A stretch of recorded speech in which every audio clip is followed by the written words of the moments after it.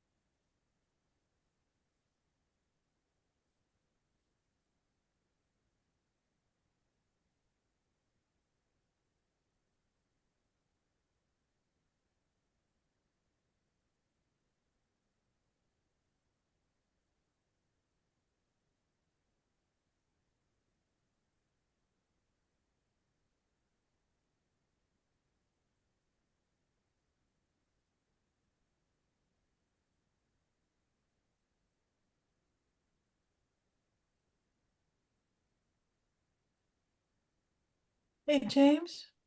Hi, James, it's Shelley. Shelley. How are you doing?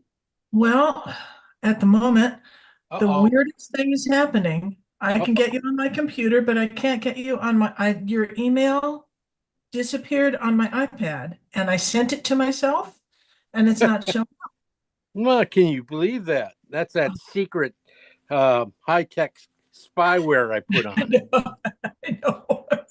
Can you send me the link again, and let's see if it comes up? Sure, sure. Got time. I'm sorry for the inconvenience. Oh, it is such an inconvenience. It's bad enough getting up this early. Oh yeah, you're in Hollywood, right? Yeah. What are you? What do you Well, do in that's Hollywood? North Hollywood. In North Hollywood? Okay. We're being rained out at the moment. Are you really Yeah, coming there down? was not far from us. They hit in Santa Barbara. They hit almost 5 inches before noon. Oh, Yeah, wow. What the yeah. heck's going on? It's one of those atmospheric rivers, Yeah. and they're expecting it to rain more than it has since 1985. But I'm Wow. inside. Oh shit. Oh shit. What can I do here? Um, No, no, no. I'm just looking for it. I got to look for you. I'm just looking for I it. can send it to her. what, however it Oh comes. shit! I should. I could have. Uh, yeah, I should have just had it. Sent it. I Uh, was gonna put it in notes and I forgot, so. okay. Let me see. Let me copy it again. I'll send it. Oh, that would have been so easy to do. Here I was going all the way out, and all right. Did you have an easy trip back? There it Yeah, it is. wasn't. It wasn't too bad. I mean, I don't know. There's people in Atlanta complain about the traffic, the traffic, the traffic. They've never been into Chicago or L.A. or something like it's. This is real traffic. Okay, I got it. Recording in progress. Hey, yeah, trash. But I mean, it was just wasn't stop and go or anything like that. It was just, you know, hitting stoplights most of the time. Nothing was synced up. There we go. There we go. So, yeah. So, Okay. So did you send out the picture of the dog, Mr. Swanson? did I what? Did you send out the final picture of your dog? No, I'm not. This is I didn't. I couldn't finish it. I couldn't. It's not Okay. finished. This is. I sent. I think the far as I got, or did I? I didn't. No. Even, I No. didn't even feel. I didn't feel like it was good enough to post. Okay. I was embarrassed. This is where it is right now. You've had a Um, busy week. Yeah, I was out of town, doing workshops all week. So, but yeah, That face is wonderful. yeah, I dropped in I tried the chat GPT on with my dog's face, and it looks just like My dog's face. your dog's face. It didn't change it. It didn't. I swear, it came up your dog face. You know. So yeah, I got some work to do to bring it back a little bit, but it was interesting to try. It helped out a little bit, but then it kind of screwed up a few other things. Right. Like I'm not sure. I just want to drop in the head. Don't change the pause. Right. It changed the pause. We go like, what are you doing? Take it back, and then doesn't. Doesn't listen. It's not a very good assistant, I must say. I expected more. No, it did okay. It did okay. It lost some details, and it's one of those things. It's a trust thing where I don't trust it to do the details around the eyes. That it's not Oh, no. putting if it's not just putting in what it wants and Right. not really what's there. Because it's kind of flattens it out a little bit. But well, we'll see. I'm going to go back into it. I'll be using my regular photo a little bit more now and tighten it up. Definitely, I didn't get much done back in here. I did send you guys out a second version of it. Did you guys get to see that at all? I mean, the second. No. No, No. we didn't get anything from you after last Saturday. It didn't go through. No. No. No, the only way I got it, some things, Noelle found it on YouTube and sent me the link because I didn't know you could get into the YouTube without your clicking from your email. There's only a couple. Sometimes I'll leave it public just because it's not a big thing. But the second part where I did tighten it up and stuff because you guys wanted to see the eyes. Mm-hmm. I didn't make that public. I just kept it unlisted. You can only get you can't get to all my regular classes, all of them.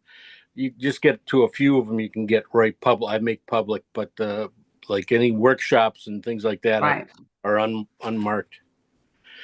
I was hoping for something a little bit more on that crocheted rug thing. That was driving me crazy. I was going to. I will. I'll put it all in there, and I won't miss a stitch. Okay. I'll count stitches. I'm gonna count them. I'm gonna make sure they're all right there, and if it's not right, I'll rip it out and do it again. But there's certain things on that jet. I was doing the nose here, and there's things I know that those nostrils go 3/4 of the way up the nose, not halfway. Oh, And I was just going by what it had, and I looked when I got down here. I going, oh shit, those are way too low. That's not right. Maybe it's the tip of the nose, but maybe I've just got to bring out the tip of the nose to make it out there. But it just didn't have enough, just not enough detail in the right spots. I was analyzing it, trying to figure out why it just didn't look right. And I finally realized I forgot to put in the nostrils. Yeah, I know those things are sitting there right in your face too, right? That's the one thing about dogs. I mean, you are looking up their nostrils the whole time. I would talk about it. I mean, I was doing that all week with these guys down in at Booth Academy, talking about nostrils, talking about eyes, talking a lot about wet fur, big wet, cool. stinky dogs. It was a lot of fun.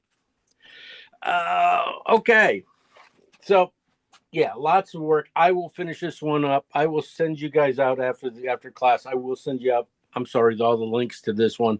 I thought I did before I left. My head was going was off a lot. Sorry. Let me put this back over here. One thing though, since it snowed, because I like to work wet into wet. I don't really want to. I hate working on doing a painting like that halfway and then leaving it and coming back. All the paint's kind of thick and kind of gooey, and it just doesn't work right.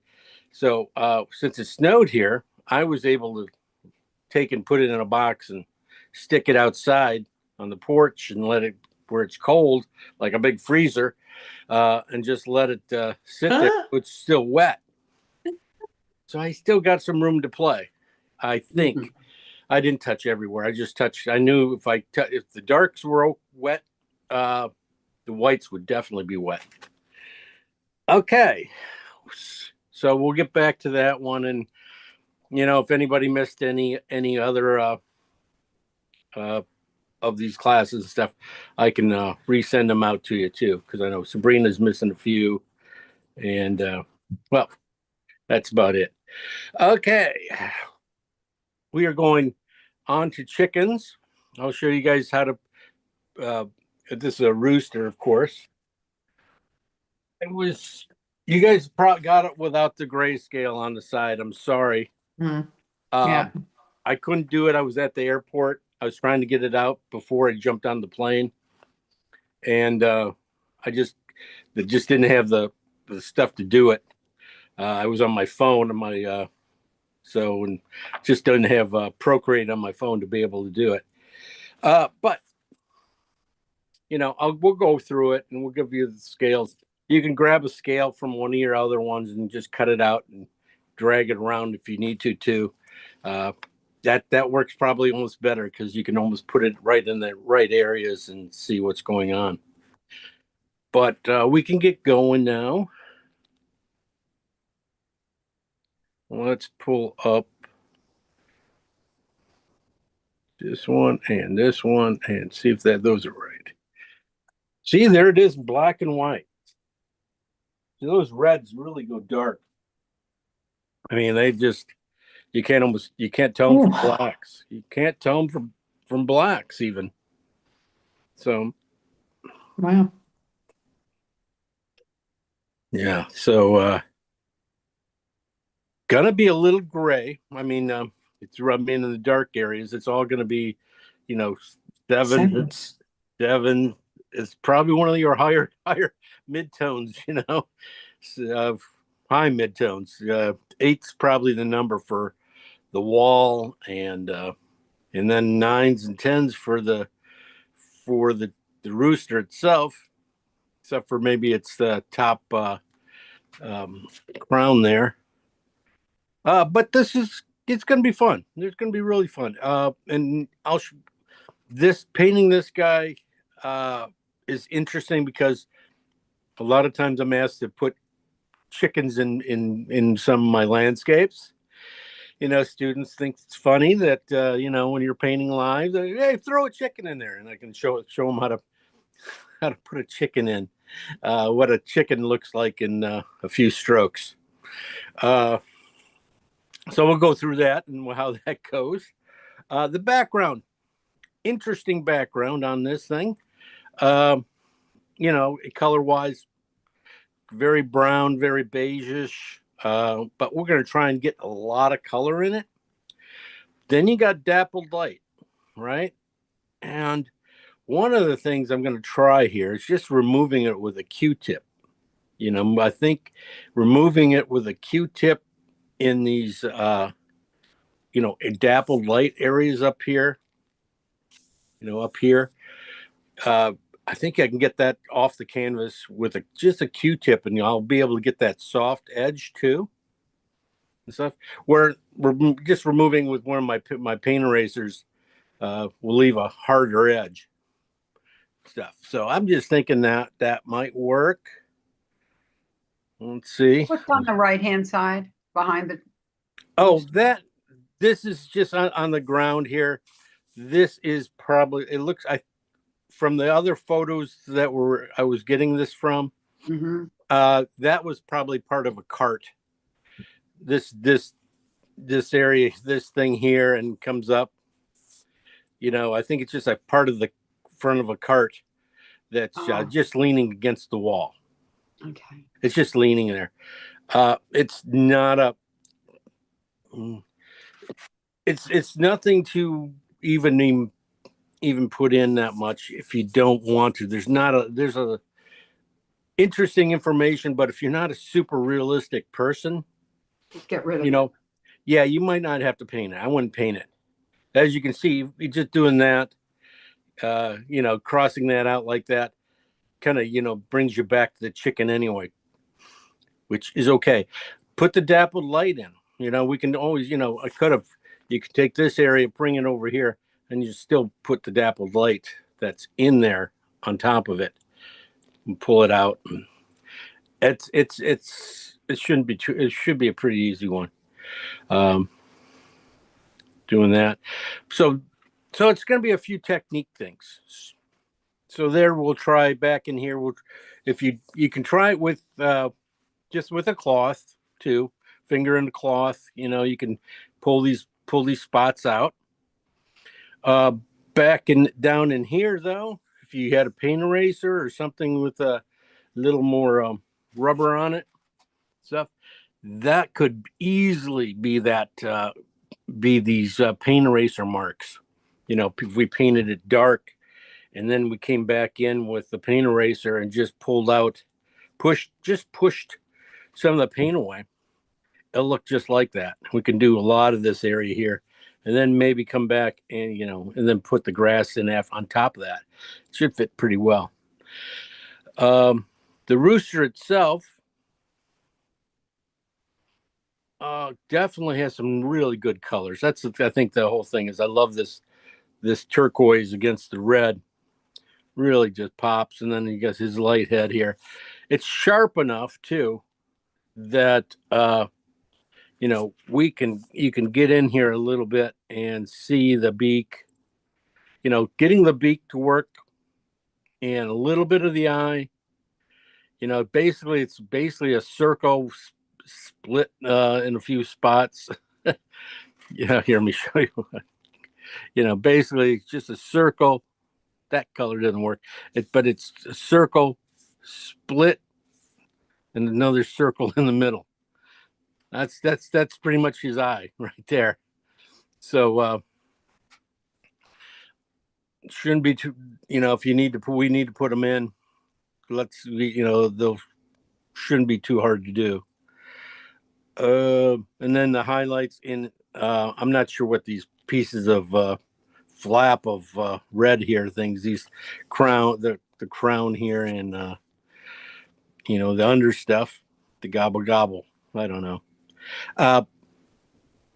It looks pretty simple. It's pretty just, you almost could paint it with two colors, light and a dark, but we'll try to add a few, depending on the size when we get there.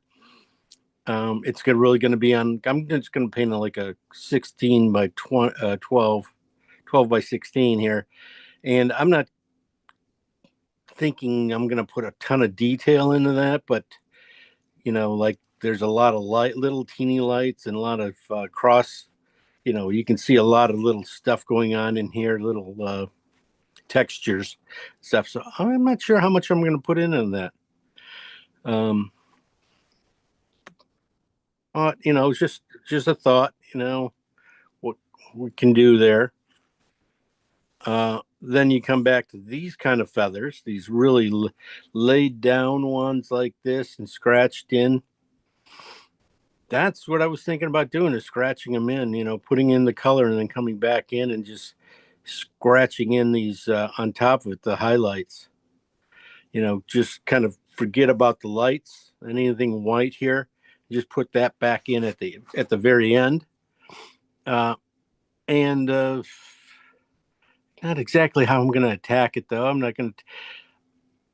I don't really like using a brush, and I think Is that putting palette knife, Jim, do you think, to put the whites back in? that's what I was thinking. If I put them back in, it's gonna be a little too thick with a palette knife. Yeah. But you put them in with a palette knife and then touch it with a brush, so you Okay. don't. It doesn't.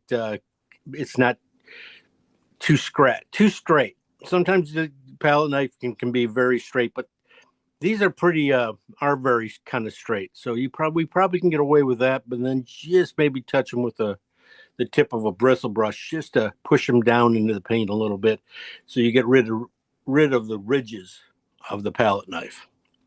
Maybe just a thin.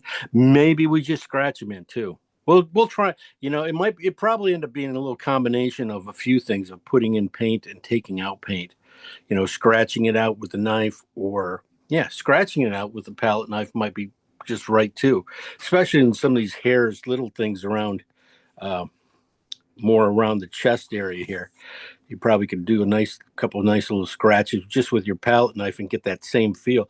Or you can put it in with real paint. That's the thing. You can always go to paint. You can always take it off. We only can take paint off during this wet process. So I always kind of look to see if I can do it there, then I don't have to come back and add paint later on. These turquoise feathers in the back are a lot of fun. I mean, there's just like it looks like a twisted mess back here of things going on. Blues and greens, purples, browns. There we go. You got the whole painting right in these colors. So that should be fun to paint because that carries on underneath. All right. I think, and if you want to add more chickens, I'm sure you could find other chickens. I just like the way this guy kind of balanced against the shadow back there, right where he was. I don't know. It felt for me, when I look at some things, I just see a painting. I go, I can see that as a painting. And that only comes from looking at a lot of paintings and then seeing what my, kind of seeing if something clicks with some reference I have that says, oh yeah, that reference probably could almost really be this painting, so yeah. So I think I saw like a what was this? It was a gouache painting of a chicken, but it was no, it was egg tempera. Egg tempera. That's what it was looking. Gouache and egg tempera are pretty close to the same thing, except for you have to add egg yolk to it, and you paint really thin little things. But it was really kind of a simple background like this, and the bird just jumped off the thing. So I thought, when I saw this, I go, yeah, that could really do that same job. So, let's try it. Let's see. So that's about it. Any questions?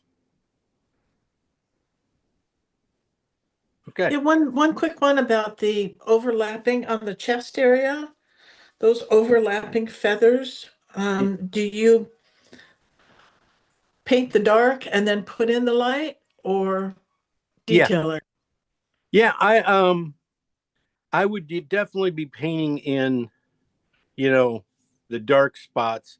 I always paint them in just a little bit farther than they are, and then I use the next color comes in and does the shaping, does all the rest of the work on top of it, and it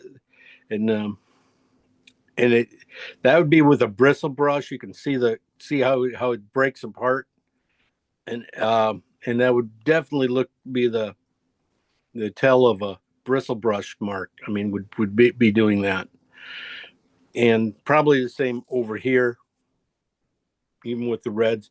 Definitely be working dark to red. I mean, the blacks and the greens and things towards the redder, richer colors.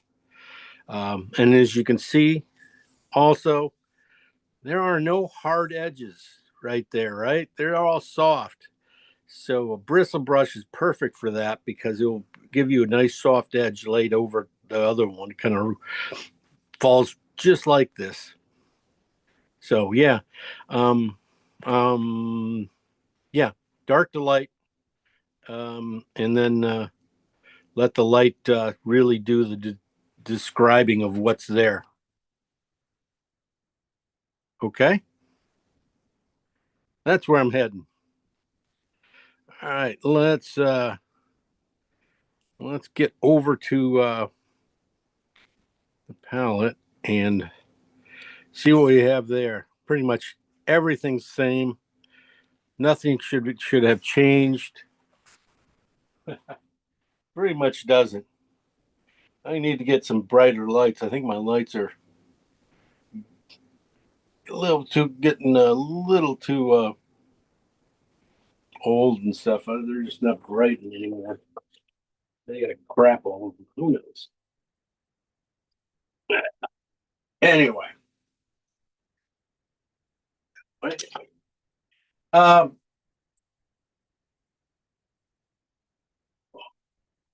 that's my synthetics out and my bristles out. That's a synthetic, I think. Yeah. So even a smaller bristle might be really nice for those, like we said, right here in that chest area and stuff, size wise. That might be a really good one. I'm going to try a little bit of palette knife maybe on this too, as we go. See how that works. You know, getting some thicker areas of paint in, especially back here in the tail. Sometimes just to get this thing to really pop. Sometimes, you know, just putting on more paint is the answer than trying to create a different color. All right, so we're starting off with some titanium white. Got some cad yellow light. Also, they're back in here. This yellow here, that is a lemon. Not part of this painting. So, but that's the color anyway. We're not using it. You don't need it. Cad red light. I painted all week without cad red light because I didn't have my cad. The color I needed, I didn't have.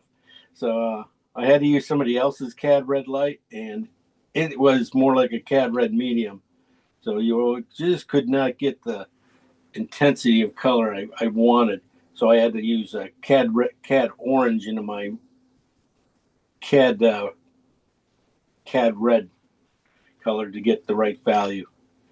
It worked out okay, and then I thought this was good. I'm sorry, thought my cad orange was good yet, and it's not, so I'll have to replace that. Yellow ochre. If you have some yellow ochre, this is pale yellow ochre, but yellow ochre is fine. Pale yellow ochre is nothing more than ochre with a little bit of white in it. This is light oxide red. You could use Terra Rosa here or Venetian. Venetian's a little cooler though. Alizarin or Rose Madder Deep if you are a Rembrandt person. And then Cobalt Blue Hue by Utrecht. Phthalo Green on the blue side. And Transparent Oxide Red. Or Burnt Sienna if you need to. I got some pinks and purples up here. Those are from this one painting we did on Monday night, and just have not scraped them away. Can't see the purples, Jim. You can't see them up there. There you go. Thank you. Quentin, I can't remember the name. Quentin Rose or something like that. They're interesting colors. Sometimes you paint flowers. Lizards just can't make it there. So you have to do. You do sometimes have to cheat and go out and get a color. I mean, if I was painting flowers again, it wouldn't be cheating. You know, all the time. So we got our synthetics, we got our bristles, we got our paint erasers, and we have our palette. So we're going to be using these tools pretty much to do this painting really well. Get them out of the way.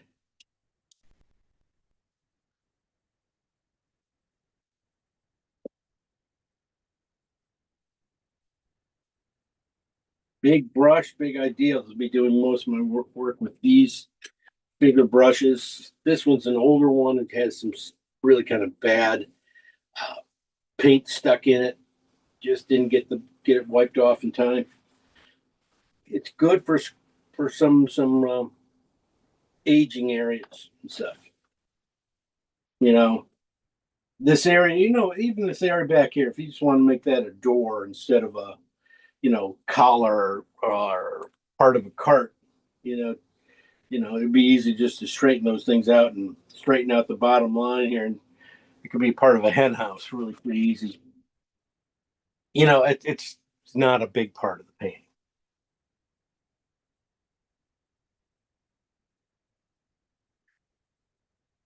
Pulling my photo back up. Yeah, my on the monitor, it's way a little different than this. It's a little more intense. The reds really pop. Okay, so I'm gonna get our darks in. Most of the darks are in the rooster itself, the base of the rooster. You got warms and cools. You got alizarans and looks like maybe oxide red in there, some warmer red. So we're going to start off with our phthalo green then, right? Phthalo greens, couple piles of phthalo green.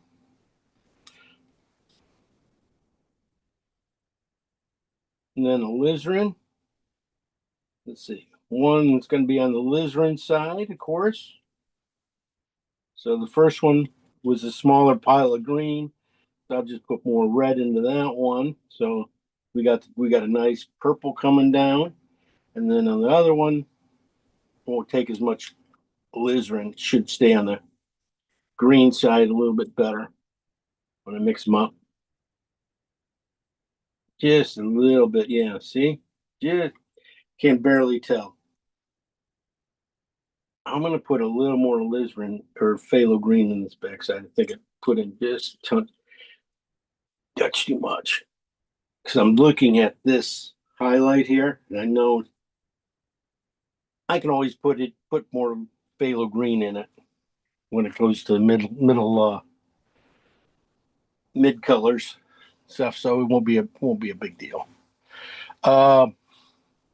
So that's 3/4 of the paint. Now I just need some warm ones to balance these guys out.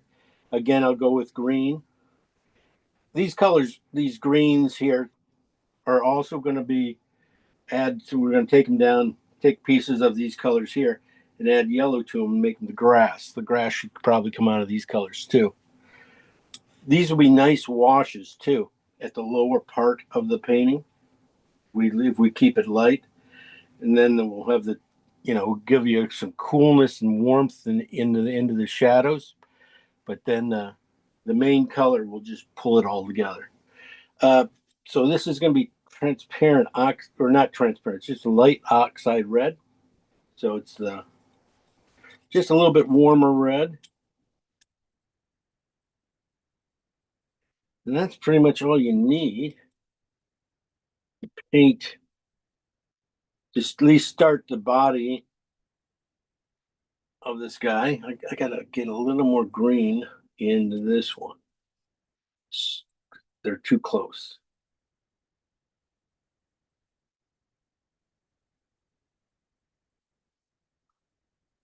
So I'm thinking those colors will pretty much do a lot of damage on this back area. Now I'm looking for this beige back in here right now. I'm going to go for the beige. I'm going to start off with transparent oxide first. I'm going to do two pieces of that.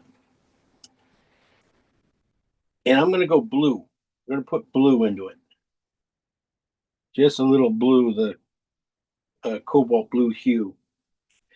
Well, definitely one on each side.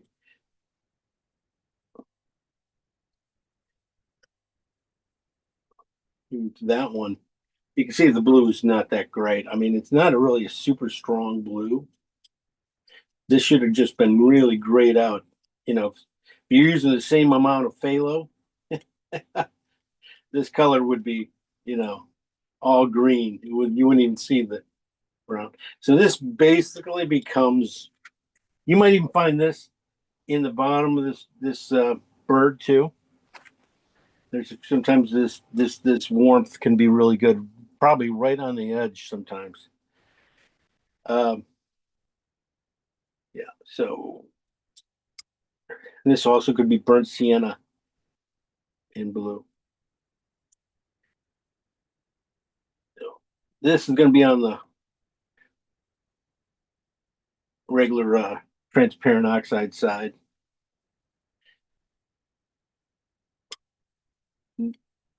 That's what I was thinking. This color here, when I pull it down, that with just a little bit of white, maybe I might have to add more. Maybe it's more on the blue side. I'm not sure yet, but a little bit of mix of these two on top of these guys for this whole wall.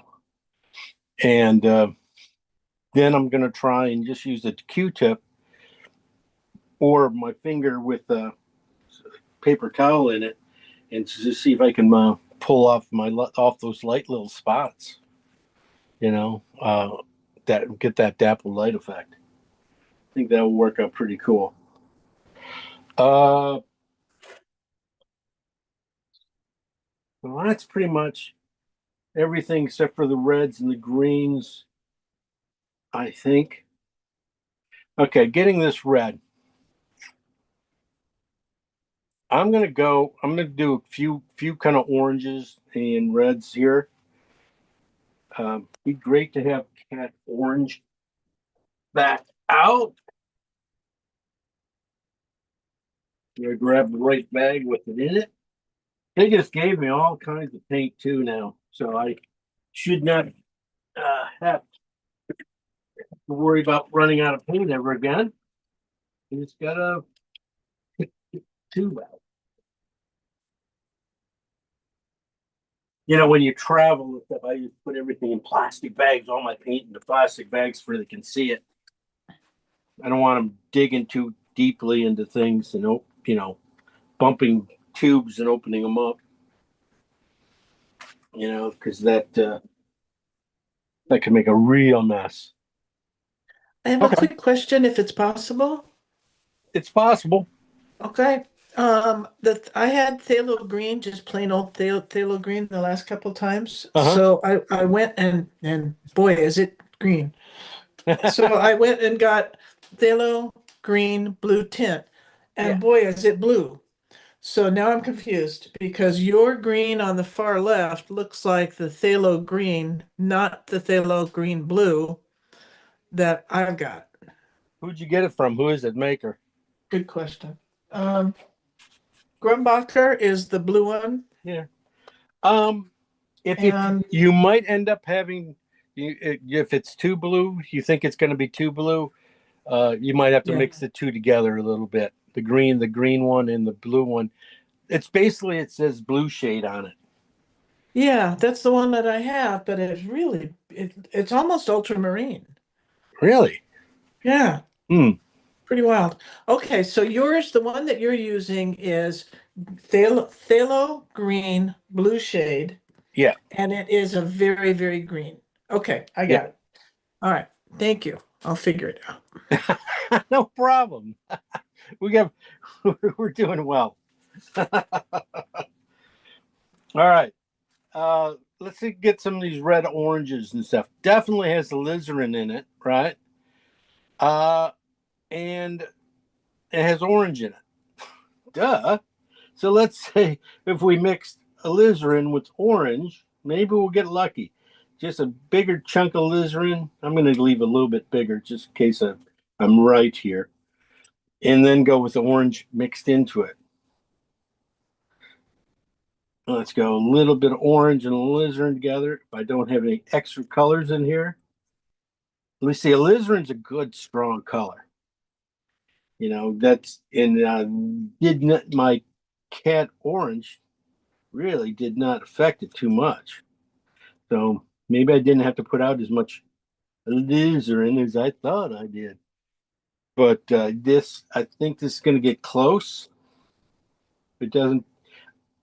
I think I'm making enough for the whole class. I'm going to come down here and just keep adding, quit adding there.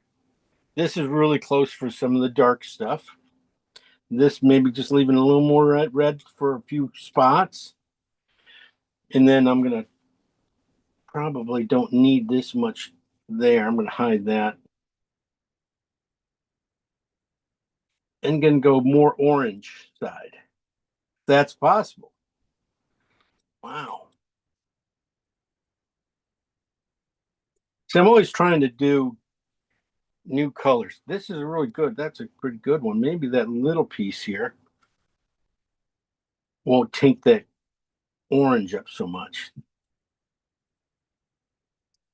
I mean, I could always add yellow and make it do it right, do it too, but this is right. This is it. That's it right there. Jim, what about Terra Rosa and alizarin? Terra Rosa. Terra Rosa and alizarin. I don't know. I think that's just crazy. It looks good on my palette for that dark I think you're nuts. bit in the middle. Terra. Well, I don't have Terra Rosa. I do have the oxide, You have the oxide, yeah. red. Which, as you can see, boy, that's a lot stronger than that orange was. But I think it depends on how you lighten it. I think that's good, but you need to get to this brightness at some point. I'm not sure if you can get there even with that. I mean, it's pretty much, you're not going to get there unless you add white. You might add white, and this might be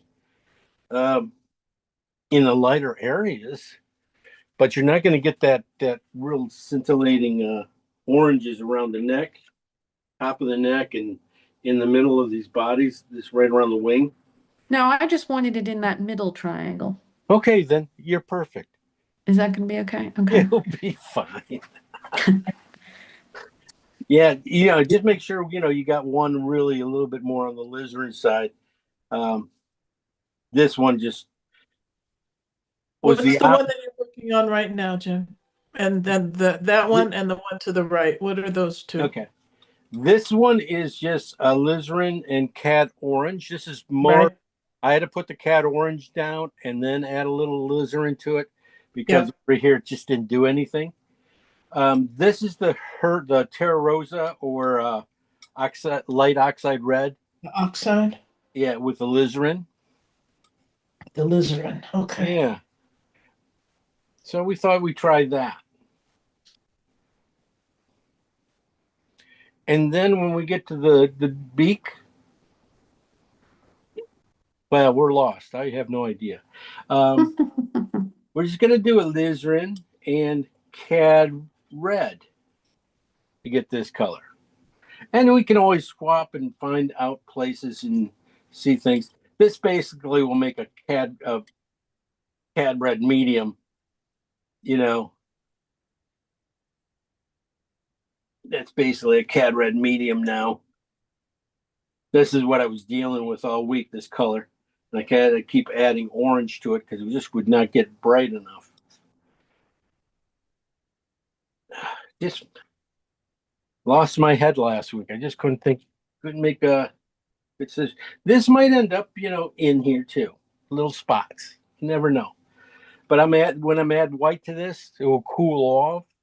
And I'm looking at that top of that crown there of his head. I think these colors are going to go right there when I add white. And speaking of, I think we're pretty much there except for grass. All the colors. So we're just going to split these colors and take these to a value of, it would be 8, probably 8. So just a little bit on these guys. The red ones might be a little different.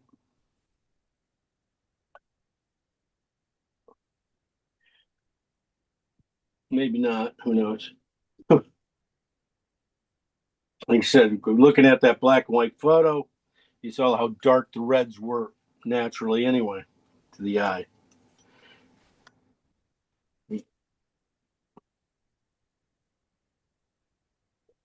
Some of these oranges, we'll see. We'll get some, gonna get a lot to play with. And you never know, some of these colors here might end up in that wall a little bit. So I'm gonna add enough white to the first ones to make them about an 8.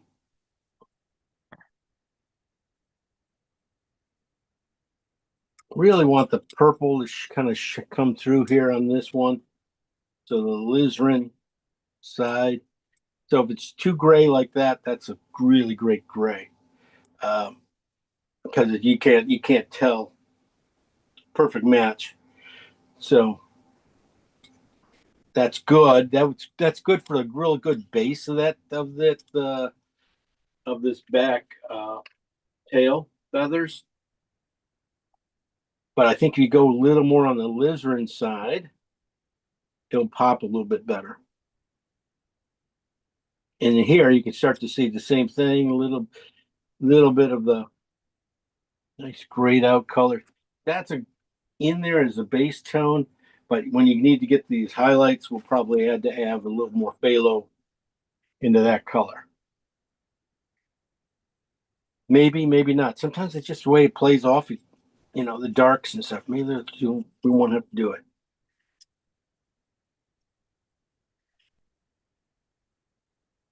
This is the green side. This is light oxide red with phthalo green. I might be able to get it, with a little yellow in the grass. I was hoping to get it back in here too, back in the back tail. So this is just slightly warmer than the alizarin one. And when they go against each other, they sometimes have a really nice feel too. So I can see some warmer greens in there, but I can see some cool greens. Warmer greens, it looks like it's on the top part of the tail. Coolers are on the bottom side of the tails and the highlights. So that should work. And this should be a nice brown. I'm looking at this too, going, if I had enough white to it, could it get to the wall? How would it, would it work in the wall? It is kind of a grayed out red. Just a little warm, a little more, even when I put it up here, even though it's on the red side, you put it up here, it's on the green side. When you put it against real red, might put a little more red into it because I don't think I'm going to have to use it anywhere else. Just a little more on the red side, and then add a little more white, counteract the red. It might get it could get in there, maybe in the lower part. Who knows? Yeah, it gets in the lower part of the build of that wall pretty well. All right, now we're going to go to the blue in the oxide. Now this is where I was hoping. Whoops, white. I was thinking this color. Yeah. On the red side or the blue side might be perfect for that wall back in here. This is the blue side. Looks a little warm there. A little warm here too. Okay. And this is on the red side, which is also, again, warmer even than the blue side. But it has a little more red in it. I think a little more white in that, and it might be really close. I just want to get close. I want to use a bunch of these colors. So I'm thinking a mix of, when I'm putting in the washes underneath, that I'll push in this red, the red from this green and oxide, light oxide, into the wall behind there a little heavier. And so I can pull the red, so when I lay this color Blue. down over top of it, I'll pull the red from that color into this color and get a bunch of colors. There's the greeny blue. You get that greeny blue yet? Ah, I hate when I leave the mute thing on. That's okay. No, I didn't get the damn greeny blue. Well, you keep working at it. I do have, I have some. I think I have some. Here's my Grumbacher right here of phthalo green. It's phthalo green blue shade. Right here, phthalo green blue shade. That's the. I've had this, every once in a while. I'll run That's out. Same thing. Same thing. Grumbacher, phthalo, Green. phthalo green blue shade. Yeah, that's what this is. Okay. And I can pull it out. Yeah, no, it's pretty close. Here's mine over here. Let me wipe this off. Pretty close. Maybe this might be this is just a touch warmer maybe than that, but that should work out great. See, I'm throwing it in there because I don't care. It's going to work. Mr. Swanson, I'm using that Venetian red instead of the color you're using. So it's not coming out the same. Is there another color I could add to it to get that tones you're getting? Venetian red. You might add just a little bit of cad red light or into it. Okay. To warm it up, and that will warm it up a little bit because it is just a little cooler and darker. Just that might lighten it up and stuff just a little bit. Okay. Thank you. No worries. Yep. All right, and I'm gonna add a little bit of white down to here, and then we'll, most of the grasses, we'll just grab these guys and add a piece of yellow to them, and we'll get. The grasses aren't like a big thing of that. That's kind of interesting. White's, whoa, there we go. Well, this is alizarin and orange. This is more alizarin and orange. Supposed to keep getting more orangey, but it just, as you could tell, that alizarin was, wow. I really thought using my cad orange is pretty strong. Yeah, this is a cad orange. And the thing about even mixing all these colors, it might not work in this painting, but if I put it in my memory bank, that could be a skin tone. That could be, could end up, it's going to end up in another painting maybe. So exploring paint is always fun. So here we're trying to get the red of, the light red of his crown and thing. Definitely not there on the alizarin side. Oh wait, this is what did we do there? We did the oxide red and what did we do? Did we do orange? No, we didn't do orange. What did we add in there? What did we add in there, Kim? Terra Rosa. No, I didn't. Yeah, we used Terra Rosa. Terra Rosa, and what else? What was the other color you had? Alizarin. Alizarin. Okay, that's why. I don't know. You could do Terra Rosa and yellow. That makes a nice orange too, but it's a little orangier. Okay, never mind. Off track. And these last ones are alizarin and red, cad red. Oh, look at that. Yes, sir. just like a paint store. We matched it. Then we'll get a nice warmer one. So the cooler side works really well. The warmer one might be nicer down there, but just a little touch too warm. Thought the white might shut it off, but so there might be another value in between these two here. Of this is alizarin and cad red. So just basically moving the two together, and then having another one in here. Definitely get the reds we need. So there we go. That's a lot of, we mixed up a lot of reds and oranges for that little area. Greens. Like I said, greens, I'm just going to take, well, I also got to take and get the highlights here. So I'm going to take up these first four and just going to bring those guys up to about a value. Probably no, it might not have to go more than around 4, maybe 3 at the most. So this is the purple side. That's way too much white.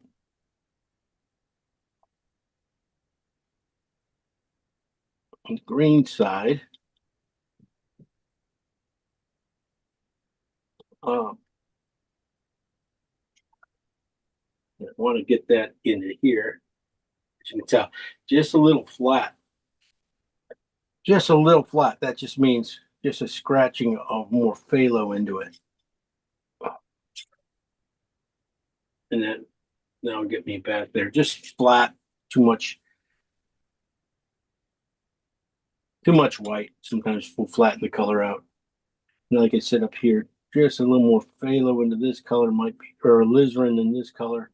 Ooh, that's not a little. Anyway.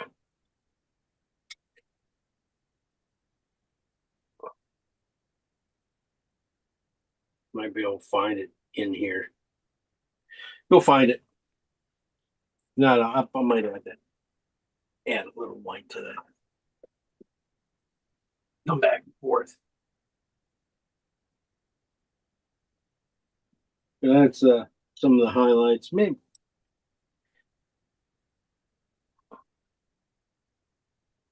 some of the warmer ones. Like this one, again, the same. The red just took over a little bit more at this one level. I just wanted this will become like a nice seafoam green. You know, so if it's at the same value, a little bit of more white in here. Is that these guys can play together and into those back highlights of that wing there. Jim, what's the red in that set you're doing right now? This one? Yeah. That is oxide red light and phthalo green, but it's on the red side. Here at this level, I did add a lot more red to it because it was kind of graying out. And I was going, maybe that might end up being in this wall. But now I'm looking at the feathers. Maybe I'm still I got to do these other ones now too, because just in case I have to do gravel. These colors these blues and transparent oxide, you know, will be in this, could be in this gravel down in here. Could be. I'll take a piece of this, put it over here. I'll go through the colors here in a minute. Get a little phthalo in there too.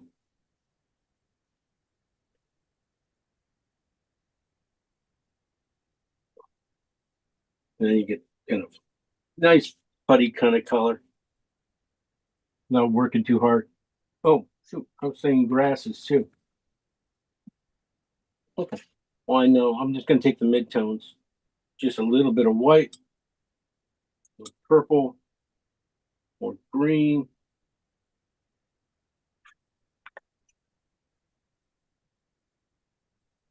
Just bring them over here and just add some cad yellow to them.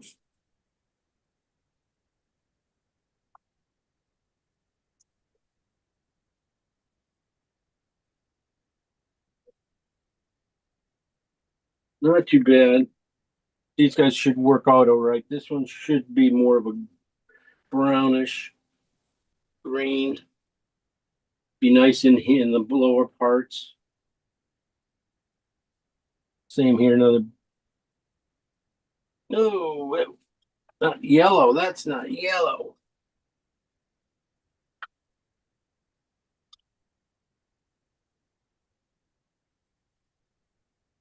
Grayed out colors. That's it.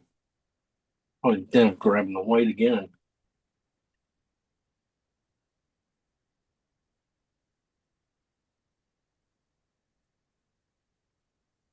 Hopefully this will be enough green. If not, I know where I can get some, a little bit more of that color.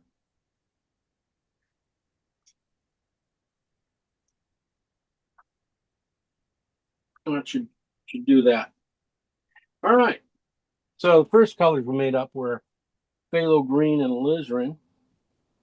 We brought them down to about an 8 value. Lost a little bit of color here. And then I took them down a little bit more to about a 4 in with white for these back highlights and the feathers.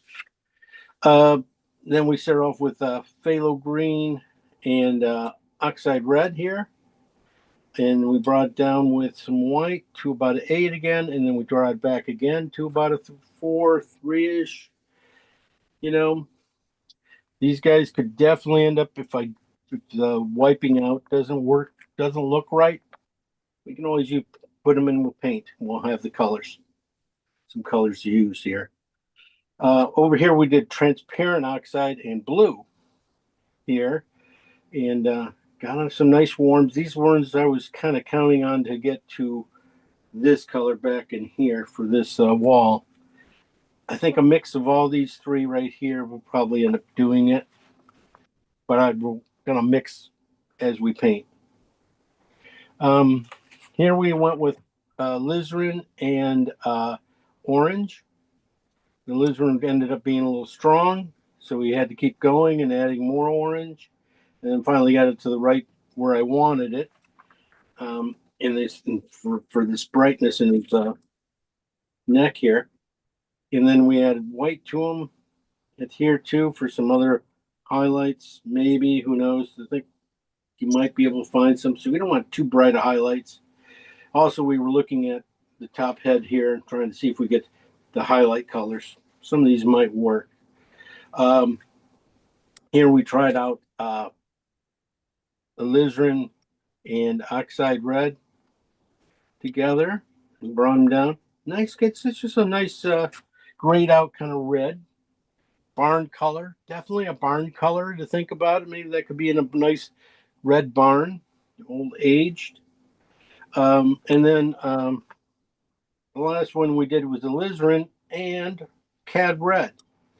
Basically taking and warming up the coolness of the alizarin a little bit and bringing it down. Definitely that's going to work out really well for some of these areas up here.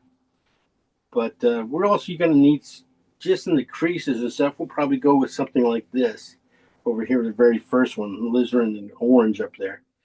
But this is on the red side, the warm cad red side light, cad red light side, and coming down with these guys. See nice how warm they are. That cad red is compared to the alizarin. This just was nothing. That was just oxide red here and yellow, cad yellow. Just checking that out, thinking it might go to a right orange, but didn't. So we're leaving it there. Okay. Then I took these colors up here, brought them down here, and just added yellow to them. I took the midtones and added yellow to them. They already have a touch of white in them, so they're a little grayed out already. So adding white or adding yellow to them, more cad yellow light to them, got a bunch of grass colors, maybe grass colors. Have some fun. You never know. Just they'll work. That's the thing, is all these colors can work in this area. And they can maybe get in some other areas. All right, any questions? Okay, see you guys all next week. Finish these things up, send them in. Bye. It works every time, doesn't it? It just, it's such a bad joke.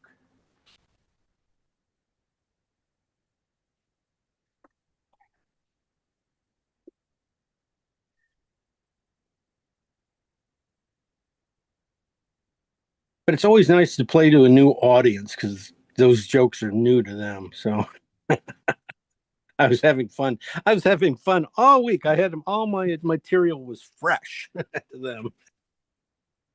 Oh, I'm gonna leave this. Oh, it's gonna be up here high though, but okay. Oh, bring it back on. I'll bring you guys in as I'm gonna bring in as little tight as I can be. Bring this down.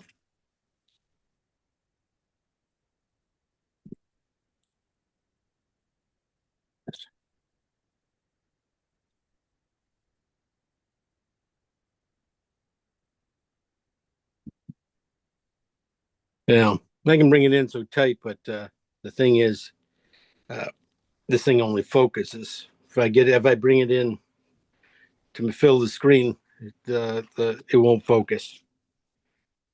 So this is as far as you can go.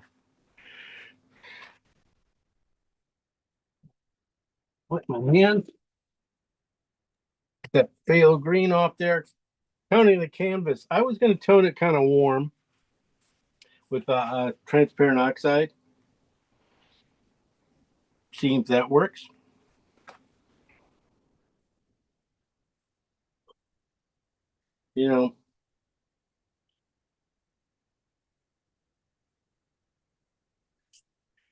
So the layout of this one I liked because it is like over 2/3 wall here, and about a quarter of it ground.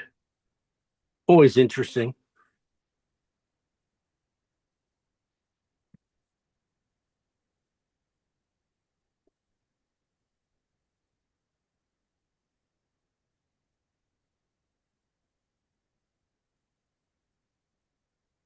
Mr. Sampson, when you made the greens, did you pull from your lightest pile of that first row or the original part of the first row?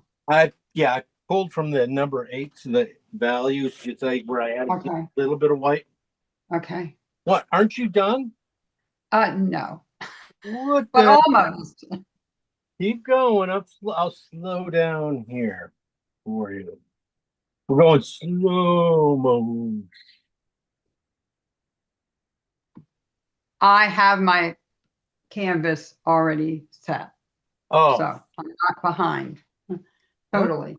all right. Okay. Okay. Fine. Okay. It's good to know. Okay. All right. So the famous chickens. How you make the chickens? Pretty simple. I'm gonna just make a little teeny chicken for you. I got to use a little bit smaller brush because I'm gonna wipe it out afterwards. But basically, you start off with one dark. You can start off like a phthalo green and alizarin or something like that. And basically, you start off with a V. Then just give it a hook at the end. Come back and put the breast in.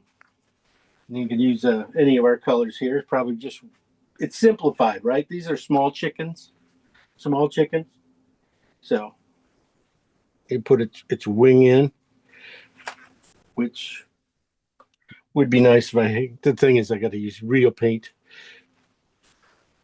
So you just filling in a little bit of part of the V you put in, and then the top part it's just a little more cad red white or something like that for the head, for the things.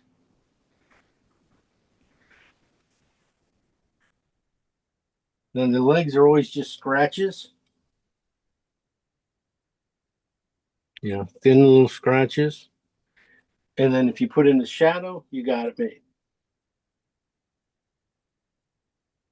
Just give them a shadow. Maybe that's pretty much it, but I think yeah. See, so repeat that and you guys should be done. Just do it like a little bit bigger and you'll have that. So there you go. What do you think? No? Okay. Geez, you guys are a tough crowd today. Really, I'll tell you, no?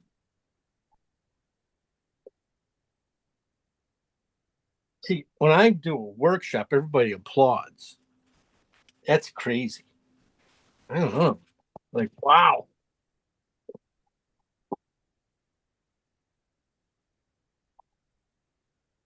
I'm not saying you guys have to applaud and stuff, though. Oh, we're just having fun. Okay, we got that green. Well, we know where our chicken's going. Well, laying out this chicken, definitely, we know we got this, we're going to lay it out pretty 1/4 at the bottom here, right? A little bit of things, a little rock over here at the end or something. And then split it again.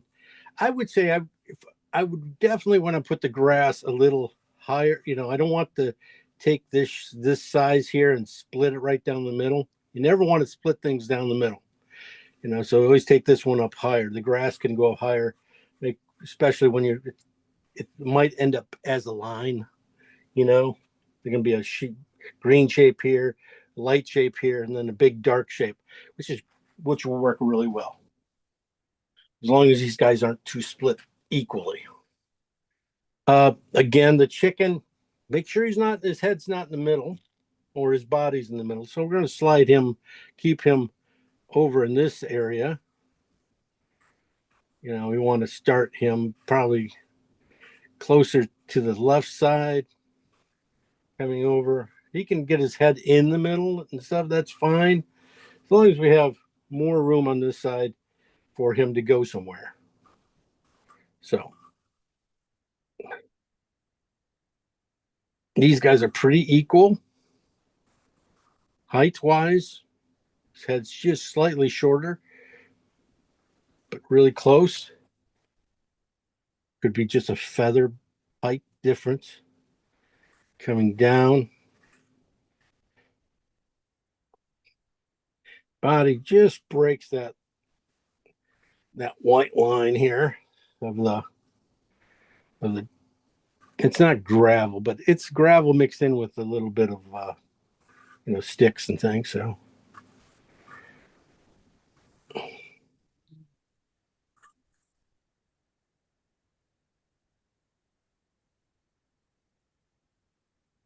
his neck, where is it gonna go here?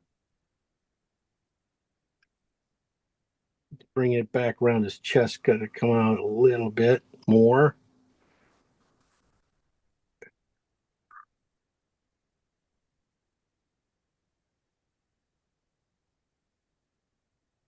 Back leg I'm gonna put right here.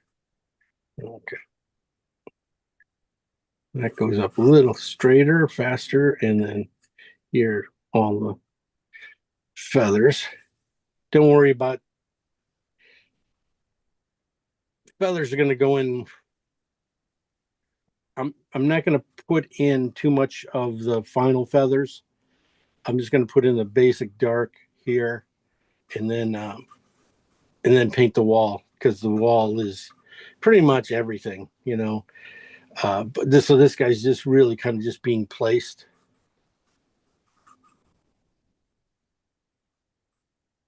But it's nice to know it's a decent shot, because I can at least look at it from here and see the eye, how the eye has to go. And a lot of times, it's tough to see those things, without blowing it up. Okay, so there we go. Basic layout. Chicken's head's going to be over here. Body going to be just probably, like I said, just a little wider, but it won't make a difference. The colors we're going to be putting on in here really going to go a little bit farther. Take jump in here a little bit and straighten them out. We're just going to put in the basic dark shapes for this guy. Definitely want to start on the purple side of this color of alizarin or and phthalo green. Well, this is also what I was talking about, even at this transfer stage, you know, trying to remove the dappled light and doing it with your finger on this. If you touch, after you got some real paint on here, I'll do it up here. Just barely a touch of oil on your tip of your finger. And you can come back and with just oil, pull it out cleaner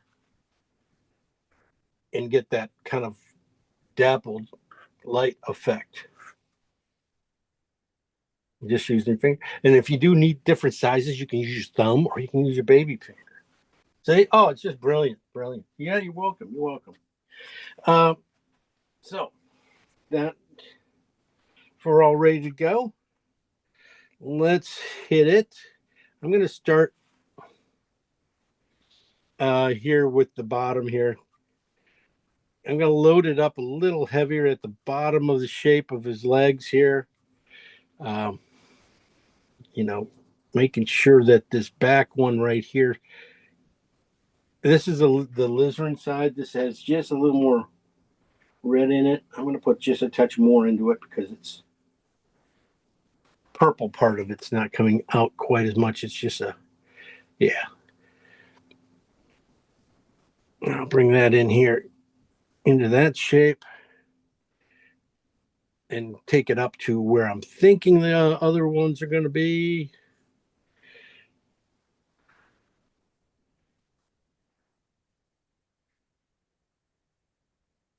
And paint heavier on the bottom. Jim, sorry, was that color number one, the sort of purpley alizarin? The purpley Color phthalo? number one. Color number one. Okay. Yes, it is. You got that English accent already. Crazy, girl. You've You just did- been spending too much time in the Midwest. Okay.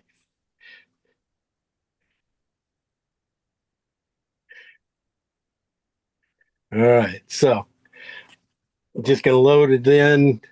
Think, you know, it's good to get it in like that. That's about all we have to do right there for this base tone right there. I might go to the green.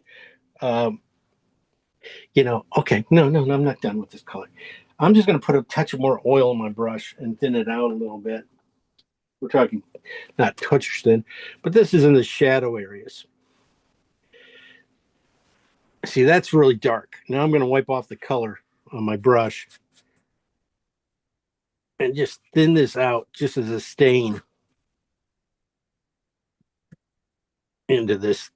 And what I want to do is just push it into this back wall because I want to have some fun colors and coolness in it.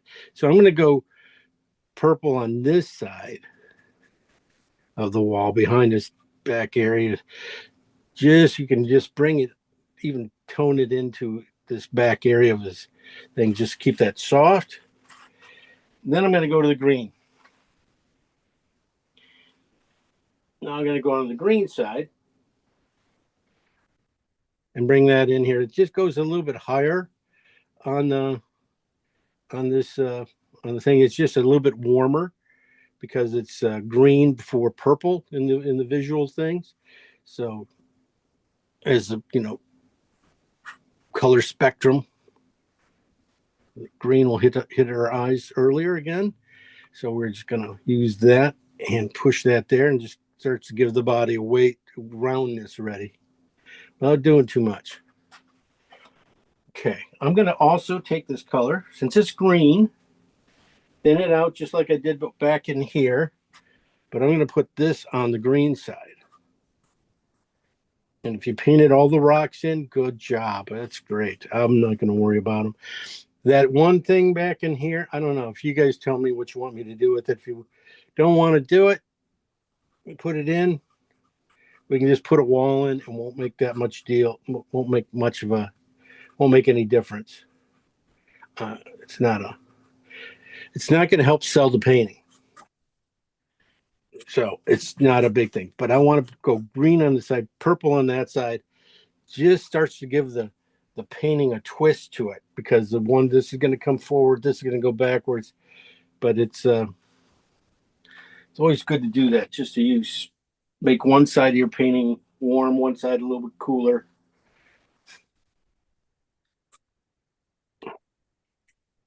So I'm going to just push this up here a little bit on the top edge, because I'm thinking that next color, that one color, when we get in there, we'll have some fun. We do have green down in here, so I might as well just tone this whole area where I'm going to put that grass kind of just tugs in here. Just, just don't waste my colors. Just get it out of my brush. It's trying to get the an organic kind of feel to it here, so it doesn't. I'm not going to be painting every blade of grass, right? Okay. I didn't draw on its feet. I'm going to put his feet in this color too, but really light, kind of like down in here. Just mark his feet, because I think it would be really neat to. I like the green coming through here.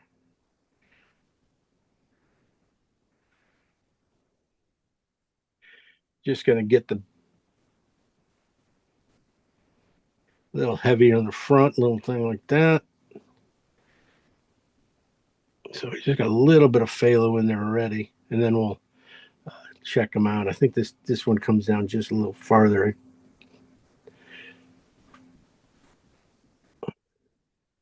Okay. I'm going to put a little of that phthalo green too, just in here. I don't know why I'm doing that. It's not going to work. That's dumb. That was really dumb. Okay. I just see in that orange around his neck, there are pieces of this phthalo color coming through. It's easier to put it in with a knife and just scratch it in here and just add some of that to its chest and everything. So don't pay attention to me. No, that's not dumb, actually. Your first instinct are always right. It will come through properly. It might come through. It might dull down the oranges a little bit and help with the shape.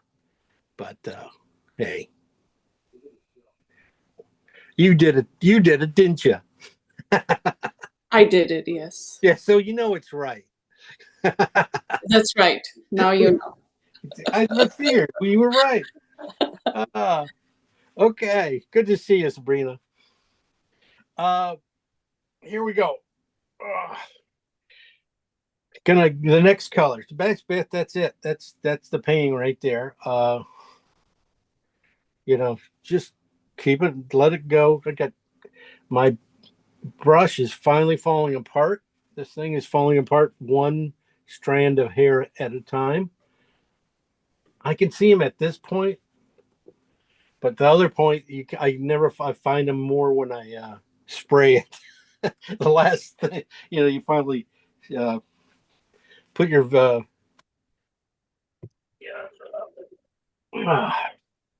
not shellac. I probably put my varnish on at the end. You spray varnish. That's when you always see the lines, these little hairs. I thought that was a brush stroke. No, that's a hair. And then you've tried to dig it out, and basically then it goes back to canvas color, and you go, oh shit. Then you got to go back and repaint it or touch up. Always touch ups. Oh well, you guys don't want to hear that stuff. I'm going to go on to now the warmer side of this color, or the light oxide red mixed with a phthalo green. Those are our next two.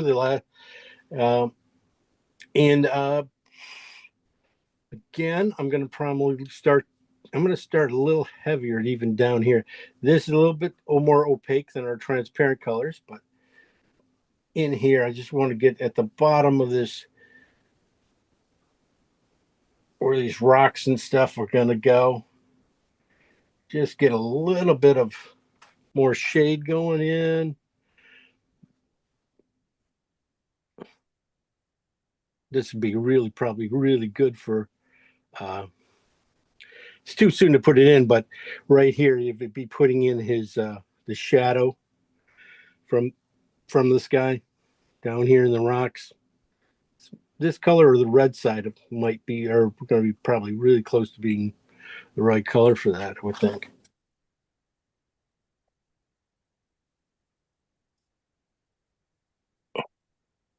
Again, just a little goofiness.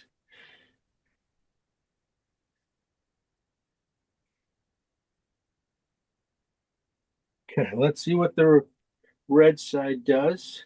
This is a lot warmer. I was thinking that in here, the reflective area of his breast, his chest here, coming into that cooler purples we put in. So right here on the edge, coming into the shape, definitely is going to have that warmth on it. Going to have it even at the tips of these areas here of his back tail. You might find it. You might find this really in some of the feathers when we get there, back in here. But I don't want to put the feathers until we get the background going.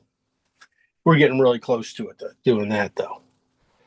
But that's the warmth. That's pretty good. That might even be really good for, going back into this leg here, a little bit of places in that.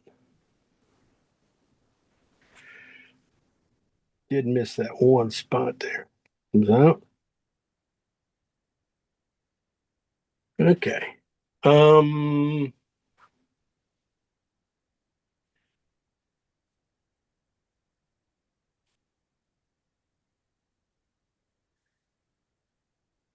Let's see. I'm pretty much there. I think these other browns and stuff I have here, I can take a look. I'm just gonna take. Sometimes these guys, just like painting. This is like painting a black lab, because Noel, you were having trouble with your black lab painting it in place of the things. Layering these colors, you can see how the warm starts to come in here and shape the outsides, and then even sometimes a dark warm, even darker warm, will take you back into things. So doesn't really do much right now. It can't not work. All right. So we got a lot of tone back in here. So I can run my brush out of here. This is that transparent oxide and blue part of it. I'm just gonna get it on my brush, because we're gonna go to the white, lighter color versions of these things. We're gonna go to our midtones. And then that will help start to really kind of get in here and shape some things. So our midtones, I'm going to start off with I'm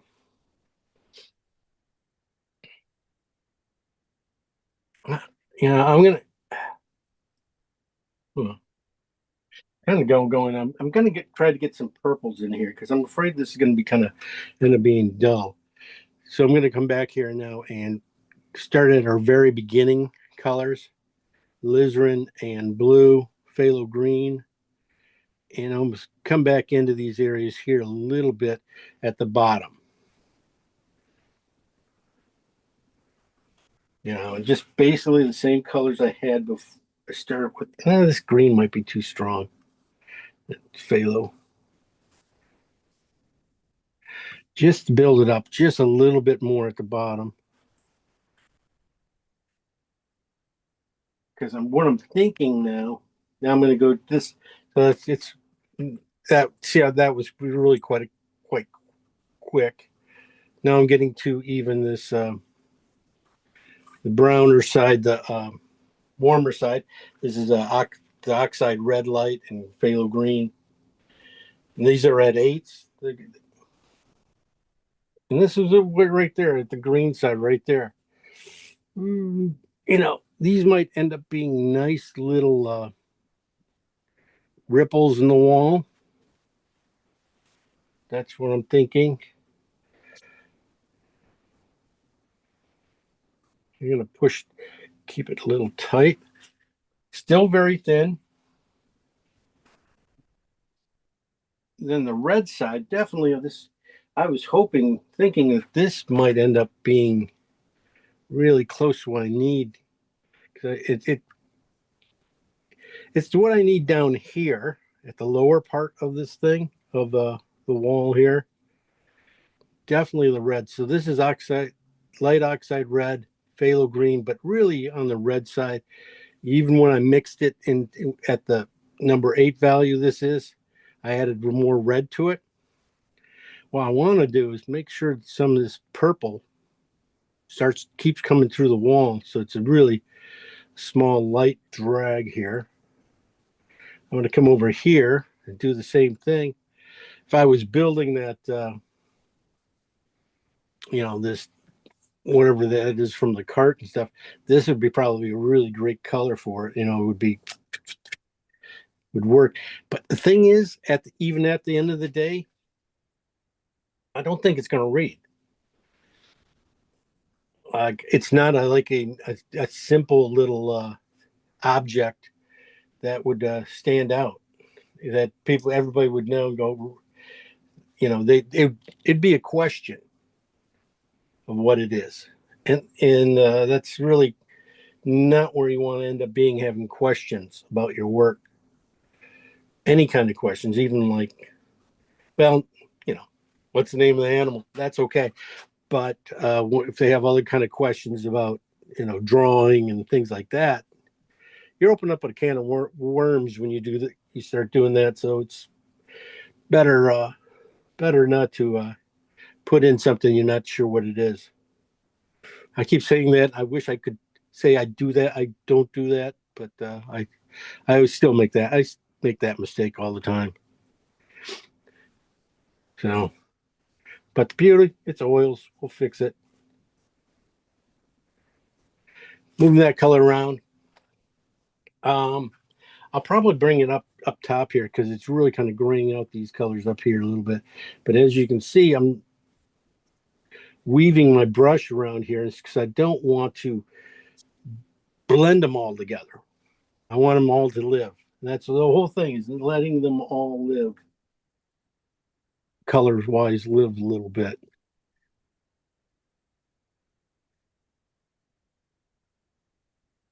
At the top area here. Okay. Well, now we're going to go into the two colors. I was kind of hoping we're going to be the colors. This is and it can be. That's the thing. We don't have to worry about the reference being a little different than one. Our colors can be different. As long as the value's there, it's fine. We got a warm, we got a cool. This is the cool. This is a transparent oxide in blue with white to about an 8. Same values as we got here. It won't even show up. Now I can just some areas can be a little flatter and thicker in here. I'm going to also, this is where the bird's head is. I'm not exactly sure how far it's going to come out and things like that. So I'm going to push this color into the head, make the head a little bit smaller. I can always make it bigger when I paint it in. So I'm just thinking about those things when I'm doing this.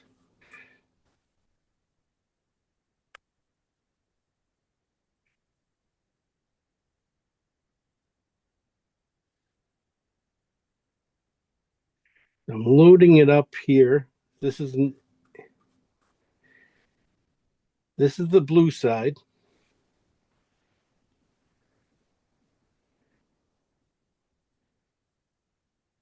In fact, I'm putting it lower into the painting a little bit.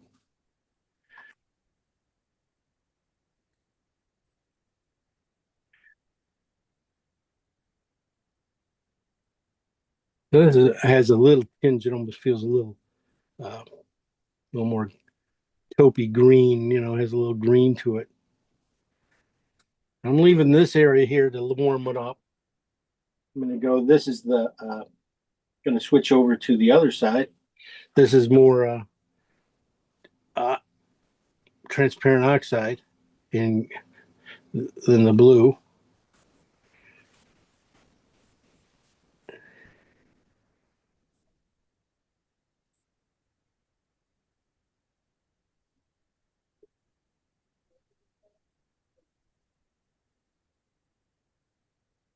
Mm. And then we're just going to work it. There are going to be a little cleaner places. You're not going to have a lot of like a transparency place like this. You can have a few spots of full color, or this thing is a little thicker. But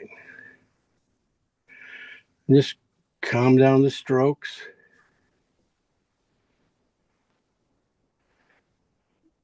Kind of lighten it just a little bit in here a little bit. Give it a little bit of warmth around the tail on both sides.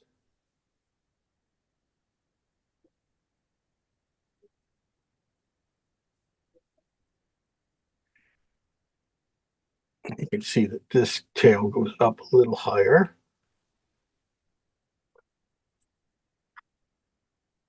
Head comes back probably a little wider here. Doesn't take much. Okay.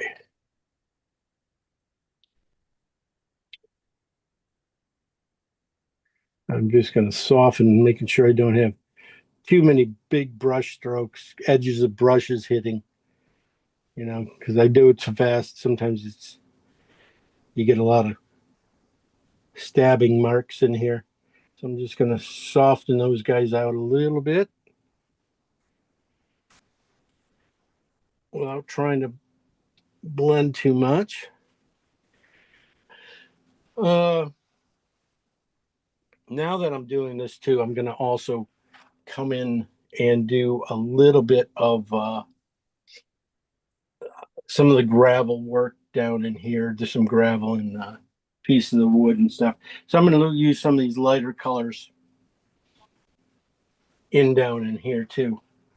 But I'm probably going to, I say lighter colors, but I'm going to stay probably more with the oxide red and green, light green in some of this gravel here. And just lightly, because I'm thinking of what I want to do here is put this in and then expose it back, expose it back to the canvas with I'll do it right now, in fact, for you. Pretty much there. Just soften this stuff together because I have a few colors. And then come back with my paint eraser and just move some paint around, trying to expose it. This, because there's so many kind of little things here. So if I can just move some things around this way and expose it, it could be a nice effect, better effect than painting them all in. I might paint in one or two. For some reason, I just like to move the stuff around a little bit. Get a few up here.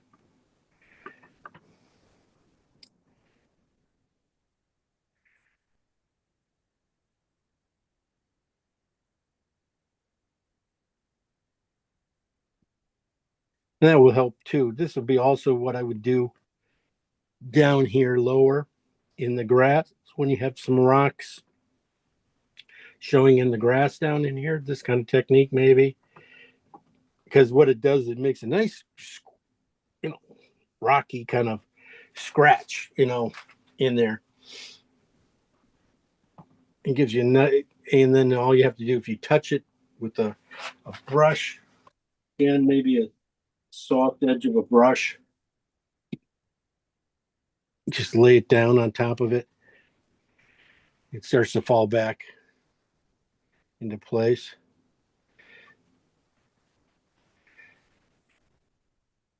Never know. You got to pull. Just if it doesn't work, I'll paint it.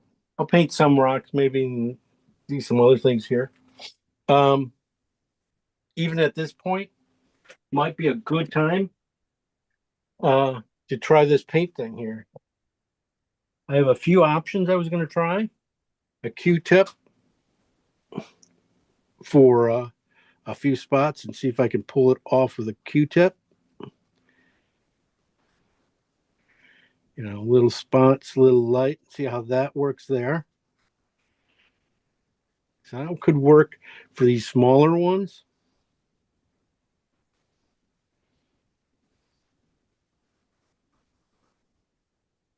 Doesn't get me, that's without oil too. So that's just straight Q-tip. Here's Q-tip, just a touch of oil on it. I'll try to do a bigger one. See if that pulls it off a little cleaner. Maybe you do one side, come back and clean it up again in the middle. That's really close to what we need. But we can need, maybe we need some bigger ones. Okay, so I'll take just a piece of paper towel, put my finger in it, wrap it around my finger around here. Just touch my tip of my finger into some oil. Not much, because I don't want too much. Maybe I can make these other marks just as good as a Q-tip. Maybe it's a little different. Maybe I can do the bigger ones with this. When it gets too dark, just roll it around a little bit. It's interesting, but it's, there we go. I don't want to get, sometimes you can take it too far back to the canvas, where this feels still part of the wall, taking it off. Where I pushed a little bit with the oil and stuff, might have taken it back to the canvas just a little bit too much. And so it doesn't feel quite as dapply. Well, let's push it back down. Try it again without oil. Maybe we just do it without oil, because I do have oil on there and stuff, so it probably doesn't have to be quite as things. Yeah, that's pretty good. That's like a really nice one, in fact.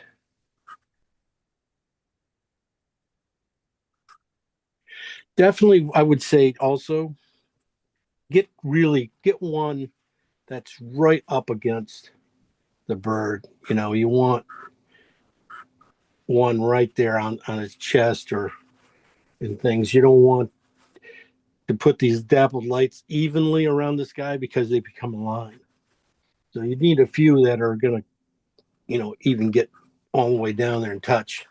And then you just go, get rid of the edge. It's really simple. Don't put them too even around here, but put them around. Okay. So we got a few different little ways to put in this, to pull these guys out. Nice, that will be interesting.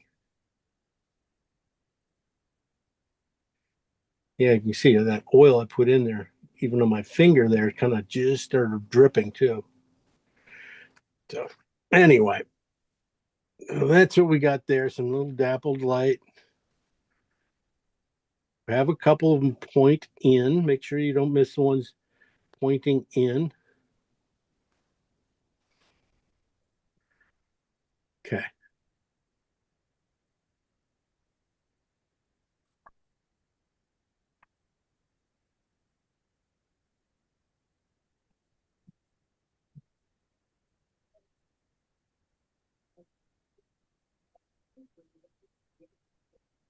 All right. So that's good enough for now.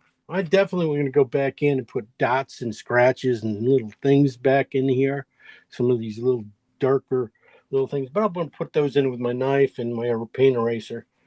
So the grass, it's okay. These guys just need a little bit more work too, but that's okay. Let's get on to painting our bird. We got the basic darks in. I'm going to clean my brush out. I do have some red in it. So if I have red in it, that's a good time to go. Just keep going. I'm going to paint its neck here.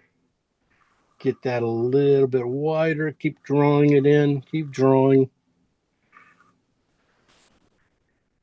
That chest comes out a little bit farther. Keeps coming out farther.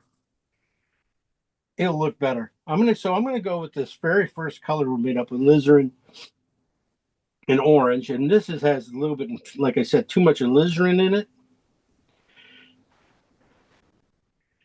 But it's really, you want to get your darks underneath your painting, underneath these guys. Definitely in this one wing part right here. Good to get that. Maybe I can go to a little Can you bit close up on that one just for a minute there so we can see the color?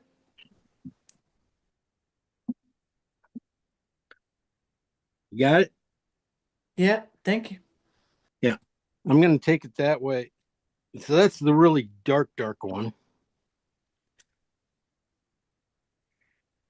And you might take it around a little bit more around the base and like I said, trying to get its chest to come in. I just think it'd come back in, make it almost cartoony, make that chest so big, right? This is where a bristle brush, you can just see how it opens up, and that almost matches exactly fur and this feathers, matches them up really pretty well. So I'm going to stay with the dark a little bit more and then come back here around its bum here, back leg here. Basically, it's got to finish the feathers right back here. Then come down a little bit farther. And let all the colors mix too.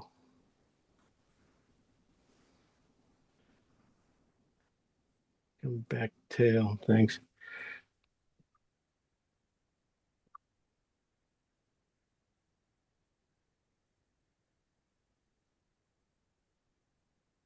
That's good.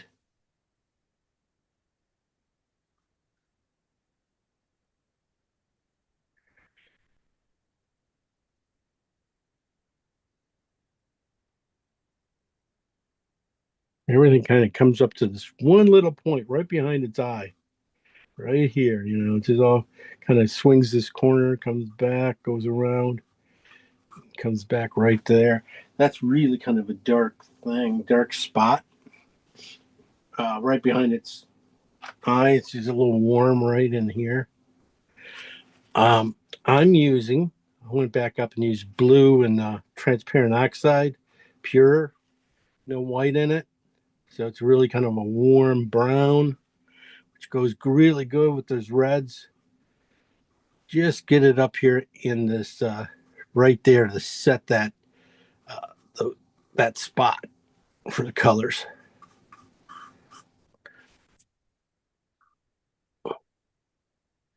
So that was transparent oxide and blue right here. But it also, that was also with a little bit of the alizarin in orange, coming into it, feeding right into it. Right there. I might even see the way that the brown and red really work well together. So sometimes you want to, when you get something like the darks in his face and stuff, his eye and things like that. I'm getting a smaller brush for this. So starting it off with a little more brownish tone. Maybe I go with a more transparent oxide side and blue. Would this be on the transparent oxide side?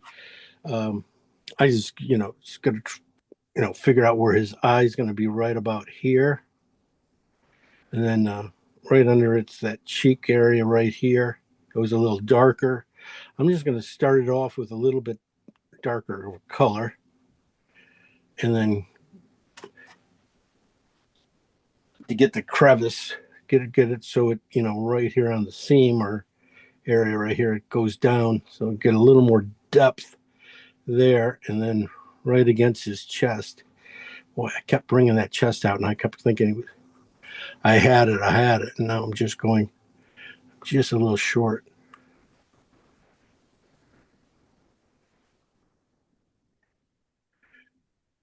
But it's nice. This is a good photo. Again, I got this pretty much just off of our artist area there. Artist reference photos. I'm just going to go with What is the name of those artist reference photos? I haven't seen them. that you can get them if you're on Facebook. They're just a group, artist reference photos.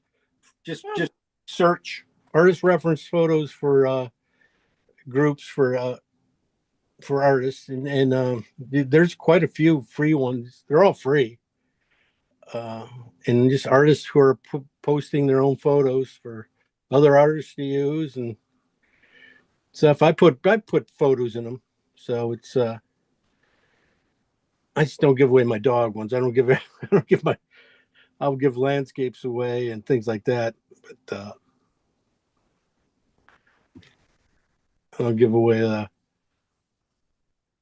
things that I don't want anybody else using my reference and painting it, because if they painted it better, I'd lose my job. That would be, Yeah. Oh, go ahead. Laugh at me. Yeah, it's that simple. no, it'd be hard to do better. Oh.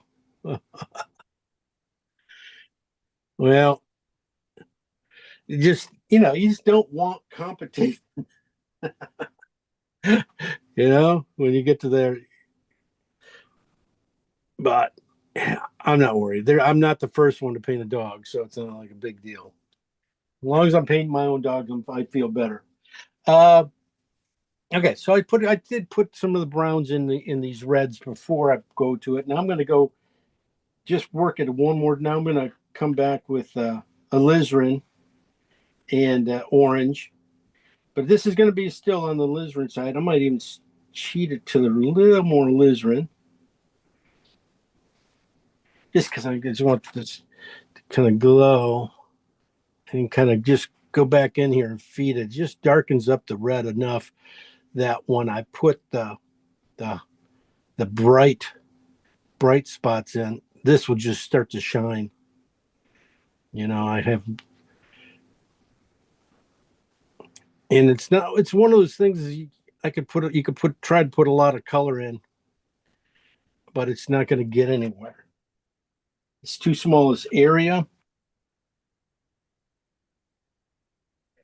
So it's one of those things that has to be a little simpler. You got to keep it simple. So we'll put a lot of color in here and into his chest. But when you get into around his eyes in here and stuff, you're trying to get these spots, these darker areas that in the folds. You just got really almost two to three colors, and that's about it. Maybe a highlight, we'll be able to go cool off that highlight and have some fun with that. Add some unexpected blues or purples in there. That'd be okay. So, but the structure here, this part, we just got to keep it really kind of clean. So I'm going to come with my red. This is going to be, I'm going to try out the alizarin and cad red light. I'm going to say that's my dark, and then this will be my light.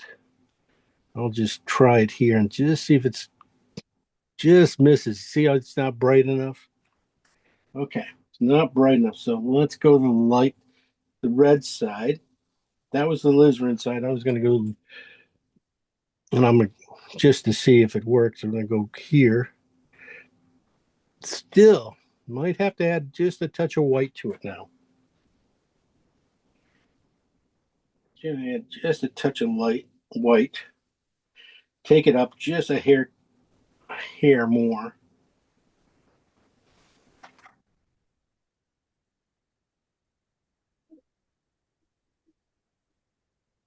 Yeah, okay. Just trying not to lose the red. I've just shoved so much red in here, so it should be okay. That's pretty close.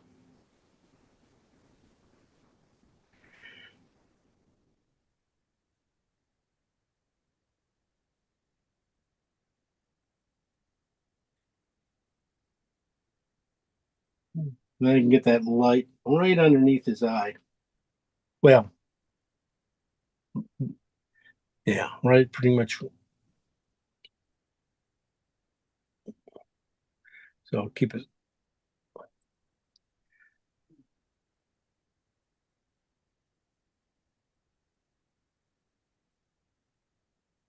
That's his eye might be a little bit forward, looks like.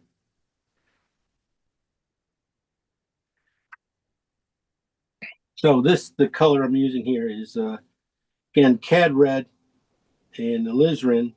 This is on the cad red side, just a hair of white to it. I just needed to get it a little bit brighter.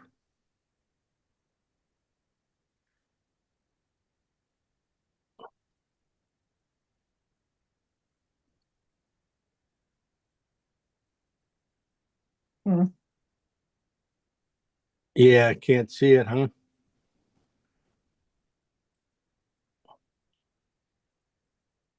Nice thing is like it should be with a nice. This is a synthetic I'm using now. With the synthetic, I should be able to get these nice little edges, these sharp edges around his head here.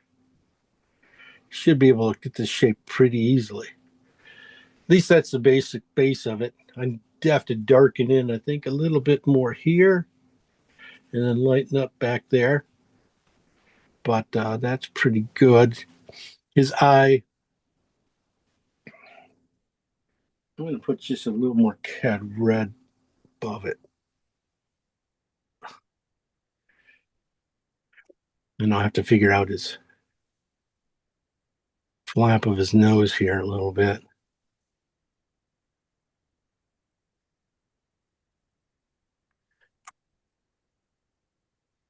Yeah, going to take a little bit. His eye, I put it in, his eyes has to be a little bit lighter. At least the iris part.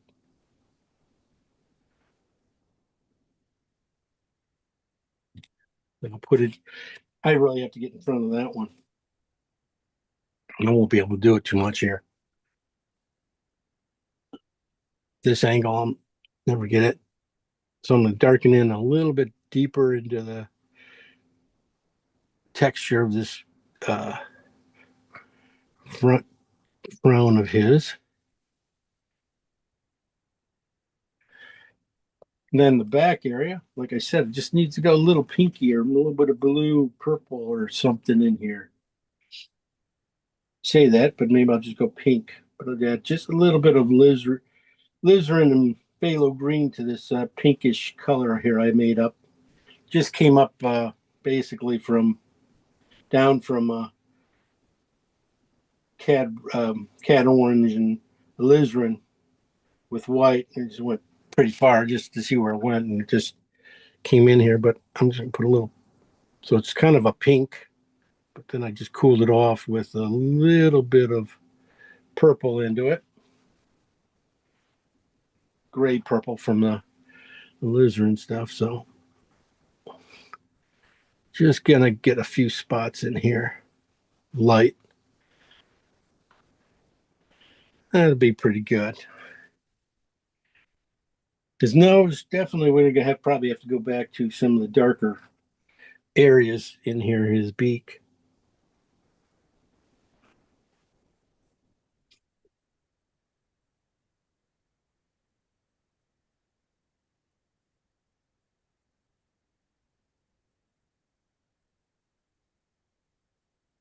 This is where you don't want to mess up too much because you do have the wall all painted. All the marks you make back in here, have to be smoothed out yet. So take it easy.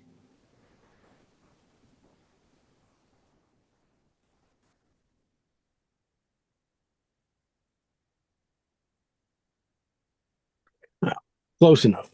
Close enough for government work. Maybe the bill right on the beak, the highlight on the beak, maybe make it a little phthalo greenish white there.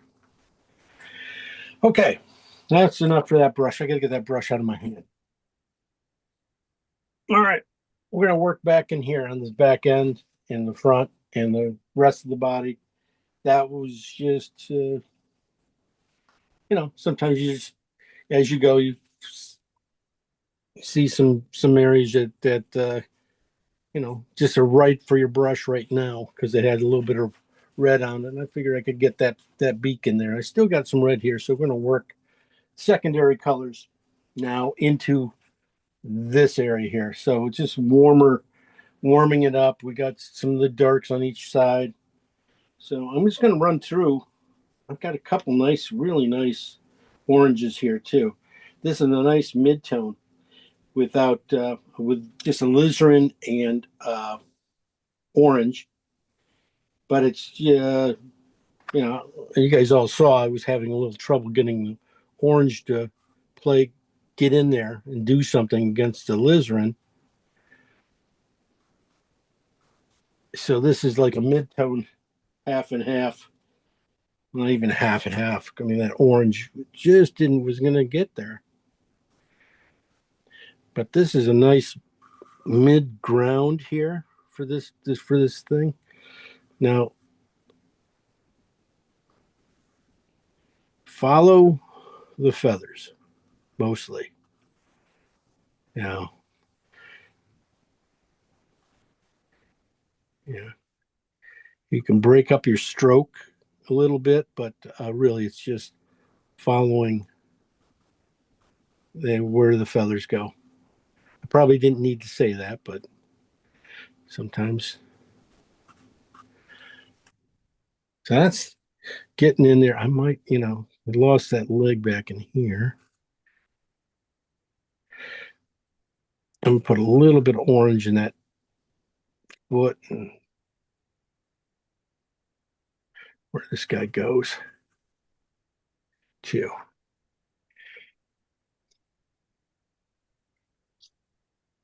Let's see. So now I'm just going to go here. This is the lighter version, the lightest orange I have. This is orange, basically with just a little bit of alizarin in it. And I'm trying to get this one.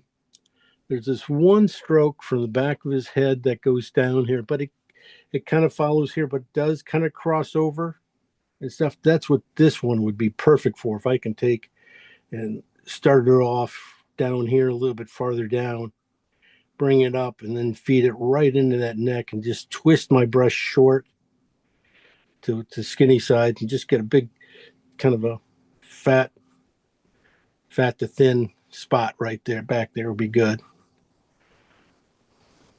And then everything else kind of just follows underneath. Doesn't really jump out at me as much as I saw it.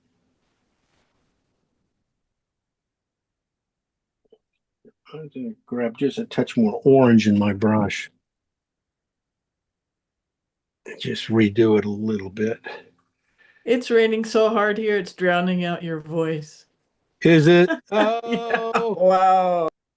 So what are you guys, now you guys are probably going to expect mudslides and everything else, right?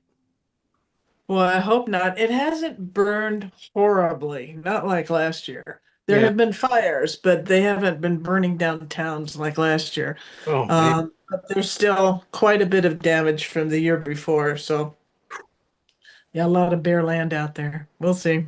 Yeah.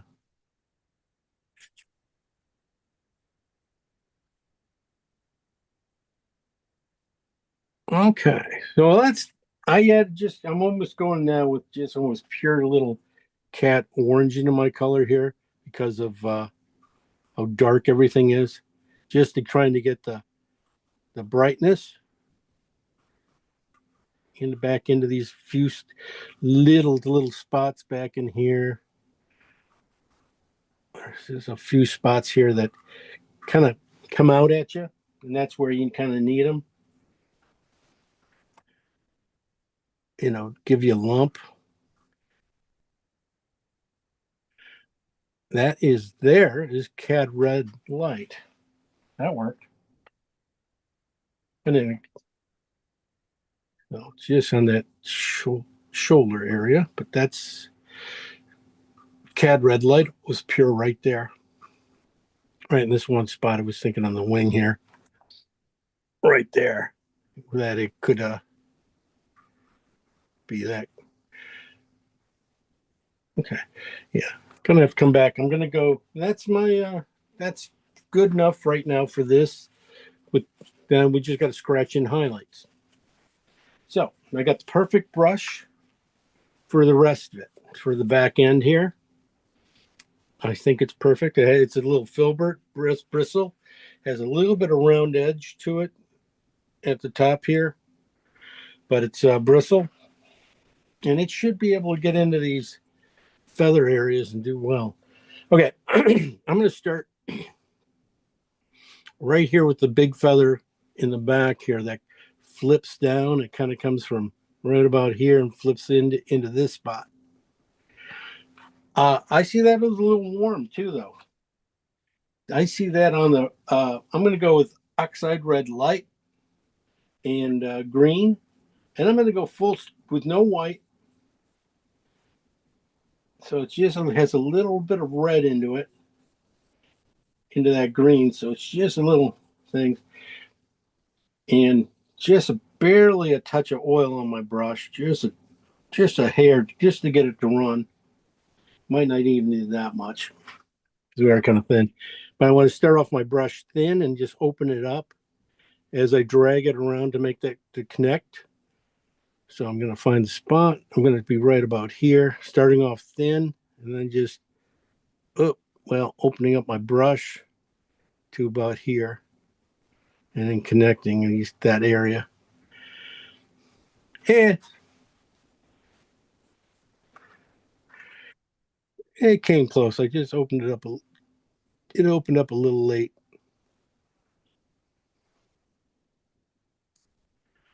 That's close enough. I'm just going to finish the couple. There's that one feather back in there. Okay. Now I'm going to go, basically, I'm going to be going to the purple side. I'm going to be going alizarin and phthalo green. And paint the bodies of the rest of these feathers in. So just see where they go, trying to mark it. I got the basic spots. I just don't have the tips of the feathers. And that's where this guy comes in pretty well. So a little bit of purple, a little bit of green showing through. So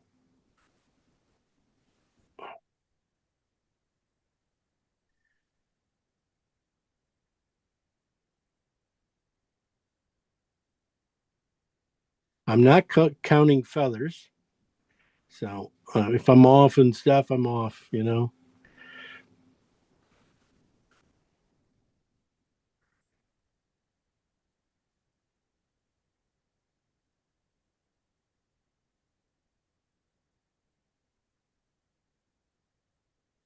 Just gonna darken in the top edge of this shape of this one feather as it comes back around.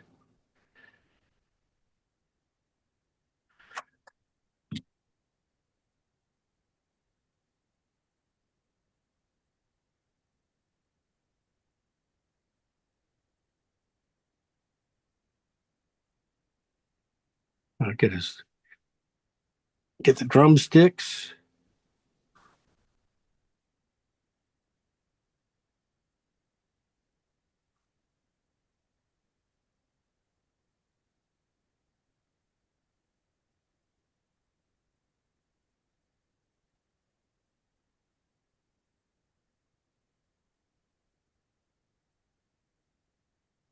Just push these guys back a little bit.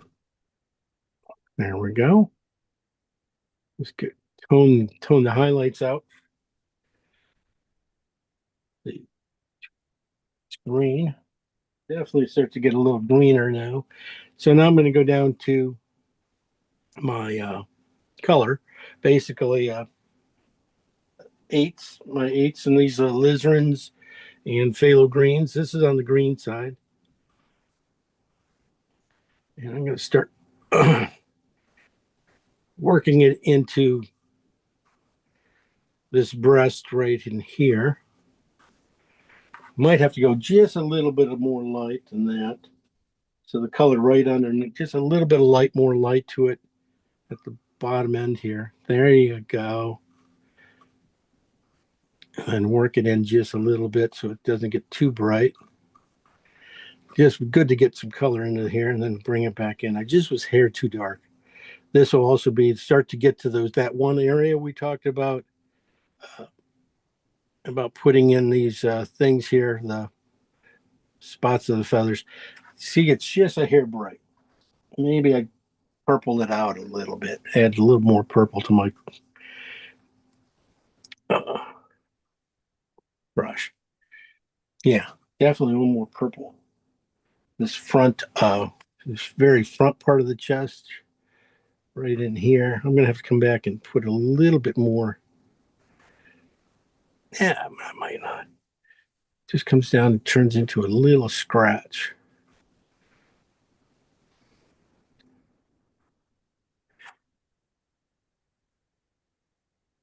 I got the green, and then it gets a few spots. You get a little bit of purple showing through, and that's all it is.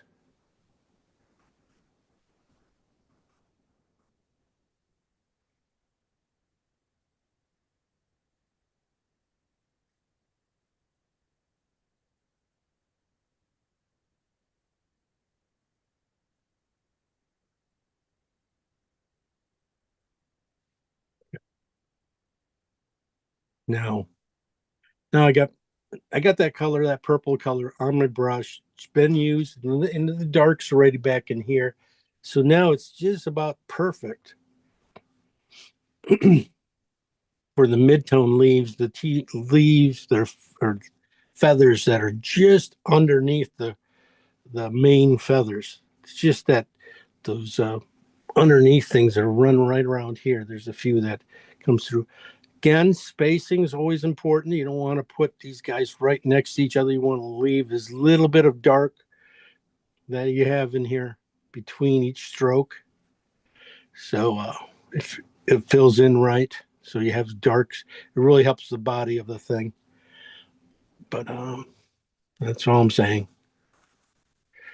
So I got a few feathers that come in here a little bit. Now I'm gonna add a little more purple to my color, so I've got a little more clean.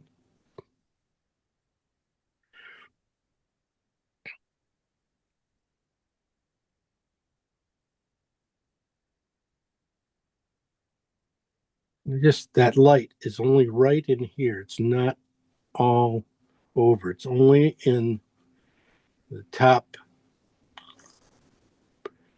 Well, it's halfway to but it's not all the way to the top. It's not all the way to the bottom. It's just in the middle.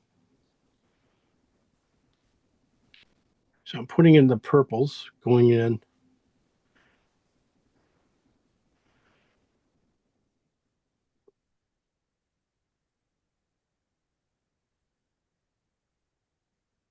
So this goes pretty pretty quick from here on out.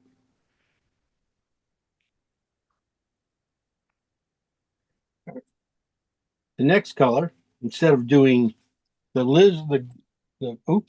cool teal kind of color in there,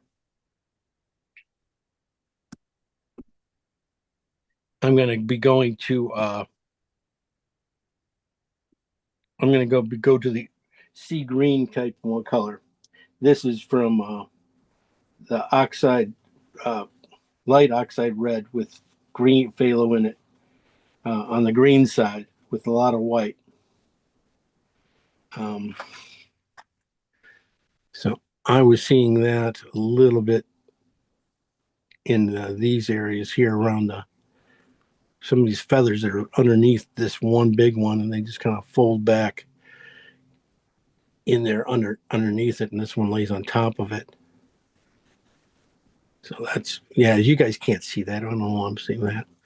But there's a few spots this green kind of shows through, and it's going to help. You can see it a little higher, like on the top of this one feather here, this main feather here, right here, which brings it back down and connects to the body here. One side of the feather, and then right on the other side of it, part of it.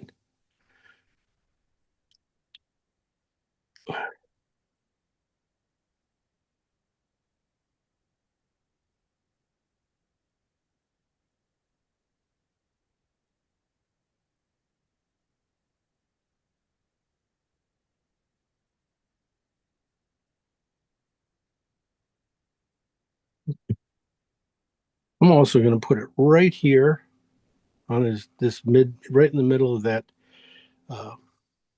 spot here. I'm going to work it. Went in a hair bright, so I'm just going to run my brush over it one more time, push it in a little bit. Just helps that part of the wing here,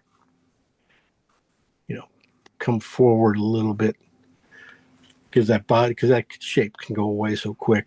This could be a little bit in the some of those scratches in those other parts of the wing too. Okay. Well, that worked out pretty good. In fact, I'm gonna go to this. Basically, is the phthalo and alizarin, just with a little bit of white. This is like the highlights, the cooler highlight colors. So sometimes I'm just going to put a touch of oil on my brush when I grab a couple of these things, just a scratch. I don't want it to run, but I just want it to go in. So this little spot here on the top edge of that feather gets a little highlight. These guys right here get a touch.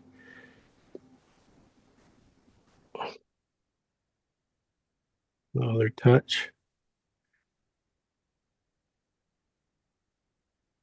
Yeah, I didn't didn't do the feathers perfectly like we're there, but like I said, I'm not going to count feathers or you're not. So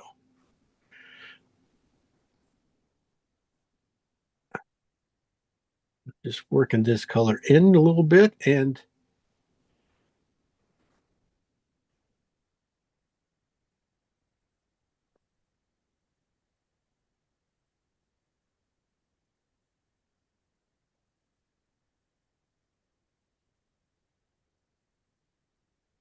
I'll bring this color just in the front here a little bit. I guess I'm gonna bring this up a little bit more.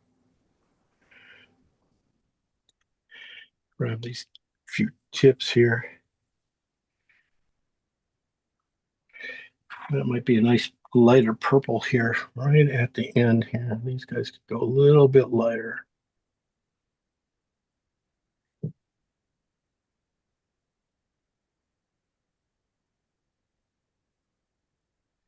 Much fun. All right. To do the rest, I do need to probably basically all we got to do is his feet. And to get to his feet, I do need to just tone out this area. It's just getting a little too crazy. I want to put in the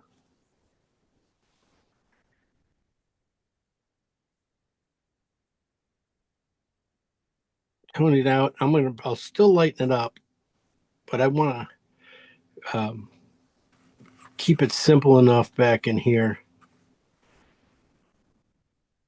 that the feet here are going to read through here.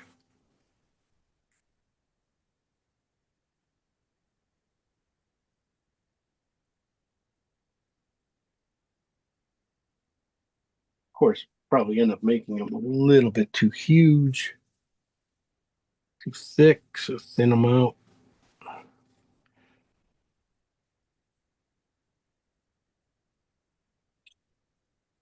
See, when I was even pulling the color out of there stuff, sometimes I was just making the same mark over and over again too. So he starts getting a little bit too much. So it's always good to push and get rid of a few.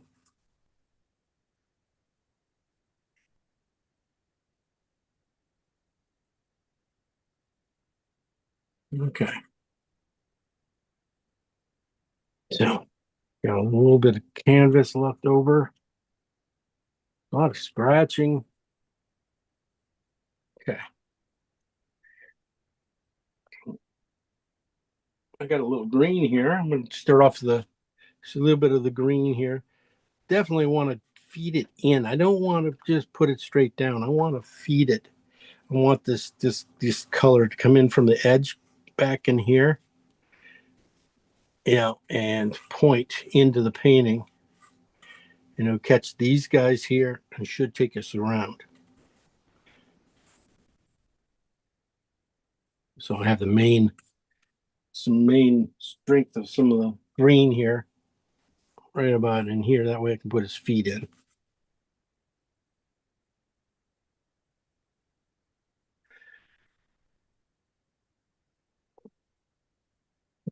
The strong green goes here and up here a little bit.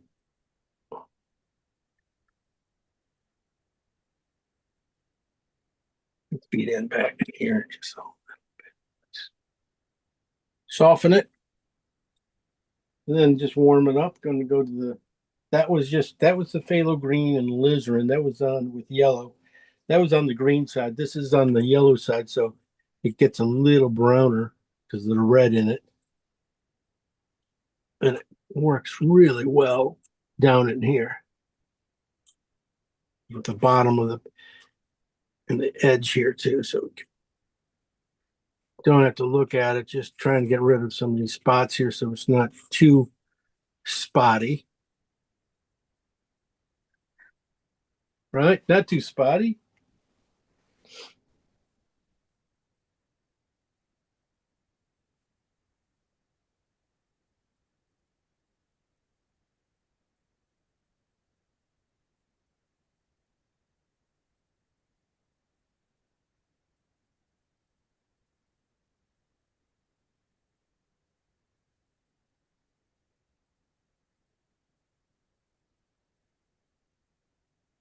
Yeah, this guy's getting way too long legs anyways. The legs have to be right in here. So that's it with that.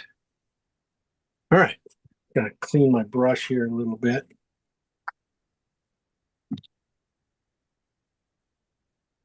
Get a little bit of that green out of here. Think about just a few of these rocks and things like that going in. Just before I do that, let's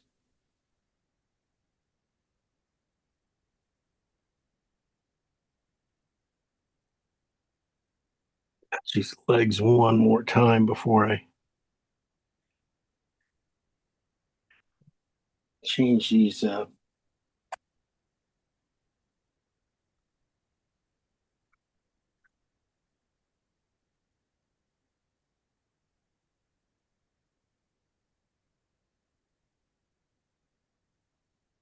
There's a little orange in them. Maybe a little orange on the back edge. Just give them a little life. coming down, and that'll be it. That's it. There are some rocks back in here.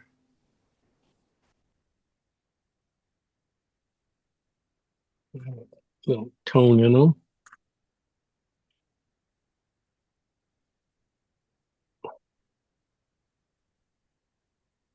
This is just the orange up here with the alizarin with white in it on the orange side. Just using it for some of these hidden rocks, just some rocks that to break up a few of these things. Problem is, I'm just kind of putting them all in the same size. So switch my brush so I can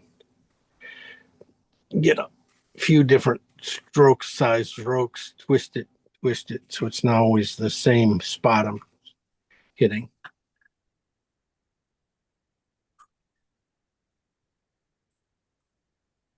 So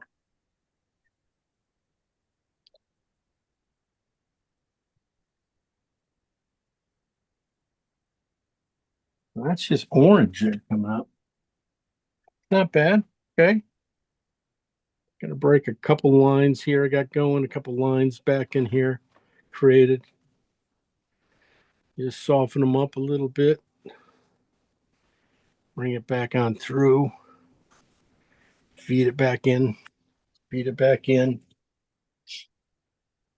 There's a rock back in here. It's just like, I'm not sure if they're gonna do anything. It's a little too close to this guy to do any help.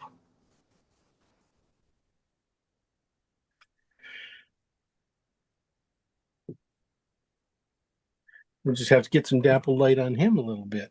So let's do a little bit of knife work on a few things here. Down in here, definitely. I want to go back to some of my darker browns, maybe some burnt transparent oxide and blue areas, and just put some little spots in here of twigs and stuff. This will just be, if you think of this as the shadows of those things. Speaking of shadows, we could definitely now put in the shadow of this guy. Maybe just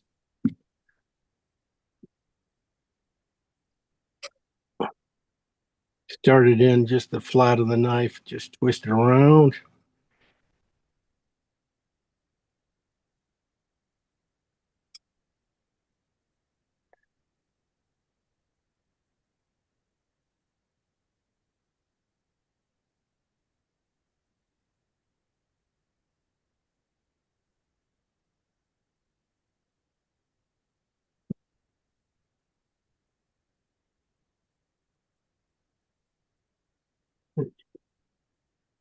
Use part of the shadow to kind of go into his legs. Get this back part of that talon go in here, feed in here, then get the front part.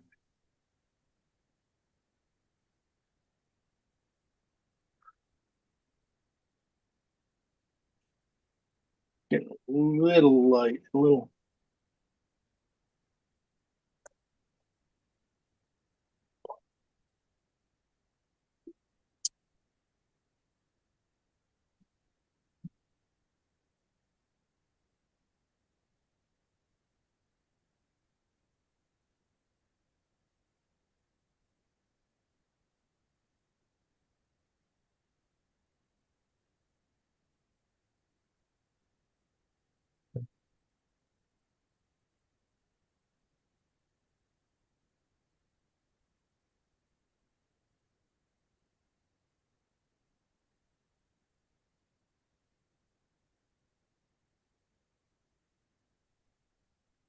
Just use the little thing and just get the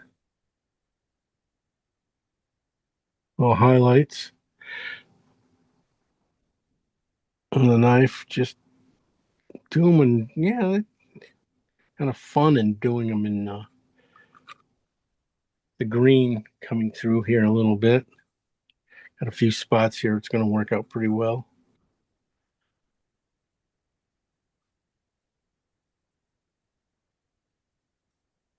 The front of the chest here could go. Sometimes there's a scratch.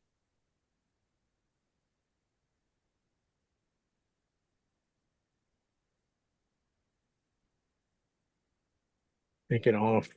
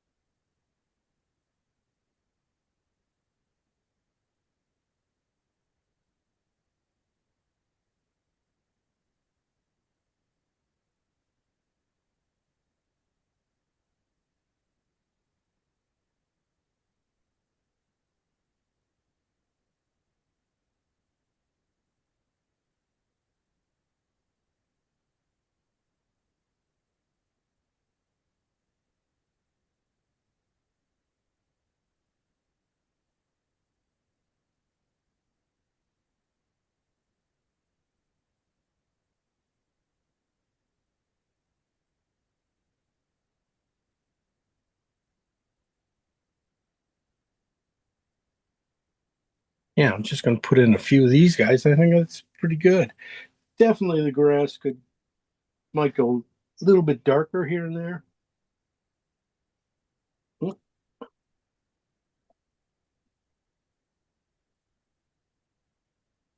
And like it is just kind of flat. Give it a few longer grasses. I think it'd be fine too. Give it a little more haphazard look to it. So it's it's all short, about the same thing. So just a few longer ones here and there, and fatter ones, and should work out. But that's a pretty good start.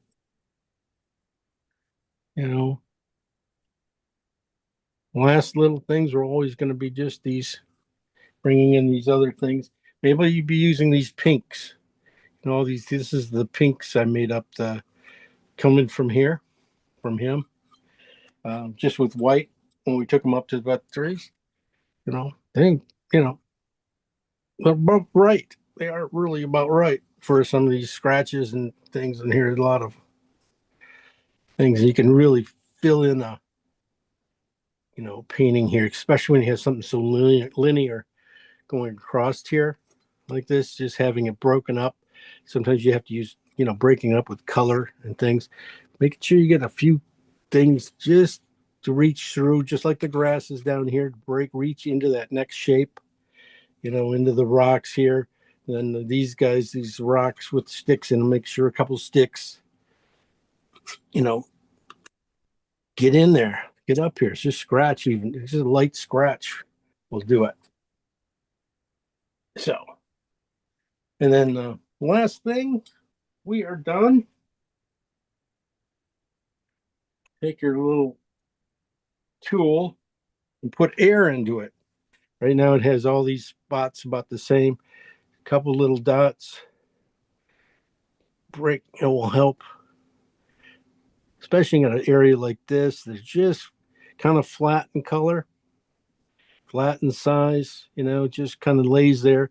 Put a couple dots in it, all of a sudden it has a texture, and it moves a little bit. So there's more reasons than just I want to put dots in it. But if I need to lighten up stuff, sometimes it's not the whole thing. Maybe it's just a little spot. I just like to sign my name with it. That's all. Okay. I'll bring you in as close as I can. I'll probably go around after I do this and do a dark version of this thing, this color too. But I'll do it with my knife, probably just like oxide, transparent oxide and blue, that, and I'll just go back in and just put a couple dots. Going through at the back here, just text a little haphazard and groups of 3. And that'll do it. Same down in here. So I'll bring you in as close as I can for it, and we will see. Take a look. Oh, it's his head. I don't know if it's focused, but that's his head right now without any work on it. Yeah, transparencies of these guys, that's not too bad. I think the ones in the back here work a little bit better. Those are the Q-tip ones. Finger ones, probably I pulled out a little bit too strong a color, too much color. Thing is, if I like the shape and everything and it just needs to be a tone down, I can always catch that at the end. I can always, put a glaze on it and push it back. I'll take a good picture of it though for you guys and put it up. Otherwise, it's 3/4 of the way there. That's past 3/4 now. So let's see how you guys did. What time is it? 12 o'clock. An hour and a half painting. There we go. I mean, because we do 2 hours, but that first hour and a half we always, it's just getting into it and mixing colors. So really, when you think about it, it's just painting time. That's not bad. Let's see how Kimberly did with her, all that time we gave her. Okay. Keeping in mind, I made a slightly different picture than you did. Oh, wait a second. You see, where does that come from?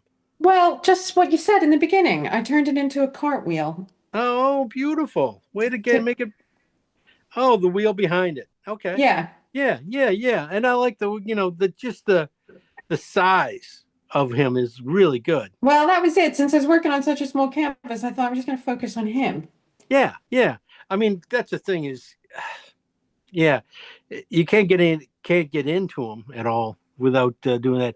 I really like the back feathers. I love the oranges coming down, really nice there. The reds, there's really good combinations there. You kept the feathers simpler back there. You got your major ones. Now I would say, look, just in case you didn't do it, look for a few feelings of feathers back in those shapes, the big shapes. Right. But don't lose just a couple spots in there. Good job on his top of his head there and coming down. I can see his beak. It's a smart move of making the beak a little bit longer and stuff out there. It makes it easier to read. Good job on the weight of the legs. And I couldn't get the legs to read at all. I was at that point when you said to make the legs read with the wood chippings in the back. I thought, you know what, I'm going to abandon it and I'm just going to turn it into grass. Yeah, you can just bring the grass in. It just didn't work. Okay, and the wagon wheel, it's a good start. It's round. Yeah. And stuff. Think, just to break it up a little bit. I think you'll be fine. Does it have spokes and things like that? There's a hint of spokes, yeah. A hint of spokes. It was starting to get confusing with the rooster legs, so I thought, right, don't do I too know. much That's there. I was thinking. That's you're gonna run it. You could run into one of those. Yeah. That's usually what happens. But I think you'll be fine. Just tone them down. You can keep it toned down a little bit. Yeah. And keep it a little softer and on the edges. I think that's really great. Really great start. Congrats. Thank you. Man. All right. Who we got? Noel. Okay. We're going from England to Seattle. So I did you did a paint? long canvas because I'm going to do something else over there, I think. Ooh. Oh, not bad. Not bad. That's a hell of a chicken already. Wow. Good colors. Wow, Noel, that's fabulous. In fact, the way you have the color changes, I like it really like you did. You really pushing the colors, the greens and the purples or the red behind them. I'm just talking the wall behind them. I mean, that's really impactful. It stays up with the chicken, the the rooster itself, which has so much color. That's really quite nice, and I love the technique so far of the grass and the few marks you got back of some of the dark Haven't marks. really called her too much. I don't know what those are, but they feel right. What you're going in perfect, really good direction. I can't see the face and stuff, so I don't know how well rendered it is, but it's close enough. It's close enough. Everything it reads from here reads really well. Wow, what is this? Your sixth painting, seventh, eighth? No, I am now on 11. This is I only 11. finished 2 or 3 though. You should have been doing this a lot sooner, Noel. You should have been doing it. You could have been a contender. I've only got a wall to fill, so. Yeah, okay. All right, we're going to go down to Suzanne. That was great. Oh, Hey, okay. Suzanne, Hi, let's see, where am I up on the screen? I'm not. Okay. did you do a GTP on this one? No, I did not. I took your picture. Okay, You opened up a can of worms, girl. I'm sorry. I'll blame my daughter. Yeah, blame Can you see her. that? I see the mirror. Come down a little bit more. Down Okay. more. Well, you're getting there. You're right there. Good. Okay. Too far. No. Wow, good job on the chicken. Very nice. That Thanks. the colors are working out really, really good. I tell you that light going across it looks so real. It's just like nice stripes. Yeah, it is. All I need to do is paint those on next time. Like it's three-dimensional, I tell you. It is. Okay. Your dappled light back there. Yeah, good spots. Make sure you got a couple bigger than the others because they're all about the same size. Right. That's Okay. but the technique, he looks really good. His face is looking good too. Okay. Yeah, you got a little bit of work to get the Yes. reds and the stuff there, but the back feathers, they look really nice. What I can see of them. And Right. Can you? I can see some strokes through it. There. There we go. Oh, Yeah. yeah, a little bit more work back there. Don't make them too keep them a little cleaner around the edges on the back tail area Okay. there.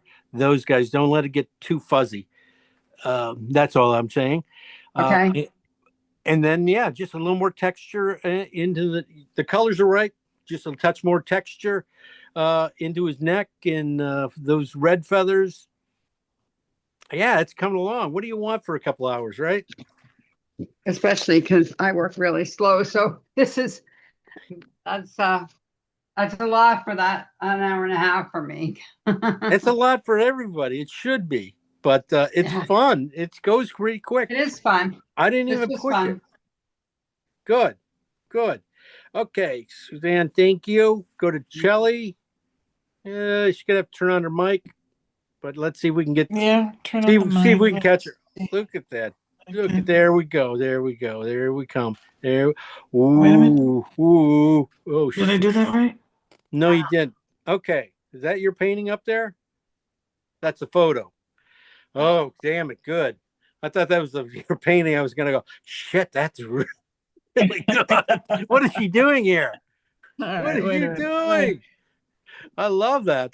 I'm going, that brown back there looks better than mine for sure. She hit it. That's a fun chicken. That has a lot of life. Your strokes are really good on the neck. The red, that stuff, and just the way it's coming off the red feathers up top and the tail. They feel really, really good so far. I'd say watch the legs getting fat on the legs, around the drumsticks there. I can't see much in the face yet, but that's okay. It's not very I need Detailed. work on the comb. Oh yeah, is that what that is? That's what it's called. Yeah, Comb? comb. Rooster comb. Okay, that's the top area. Where I kept saying was the crown. Close enough. Close enough for government work. Yeah, that's gonna need some work, but That's a really good start, though. Congrats. Okay, we got Sarah and we got Sabrina. Sarah jumped in, or did she run away? There's No, Sarah. I'm still here. I'm here. I got Sarah. I'm going to go with Sarah. The Sabrina, get your stuff to turn your stuff on. You better have painted. Oh, how'd that go to Susan? Wait a second. Sorry. Yeah, you're good. Sometimes you hit these things and they go to the wrong people. There we go. Oh, you've been holding that forever. Oh, look at that. Look at that. Look at that. That's really quite nice too. Good job on that. Is the rooster's head warmer than that, or is it Yeah. is it okay? Just so that's what I was gonna say, because you're really good with your colors. And I would say that's really good. Okay. Basic things. You got everything going there a little bit in I would think just a little bit more weight in the midsection of the rooster. Okay. Just a little bit more. And watch it it also could be just that his chest doesn't go back far enough to his to back to his eye. I think it comes out a little bit too far. Oh, okay. So I'm thinking while he got the wall done and stuff like that, use some of that wall colors just to take off a little bit of that top chest and Okay. get it back, round it back to the behind the eye or head there. That'll do it. That will put on the weight and take it off. Just needs to be a little smaller around the head. Okay. The legs look good, greens and everything else. The colors are looking fabulous. Your good spots. When you got big spots like that, put a little small one next to it.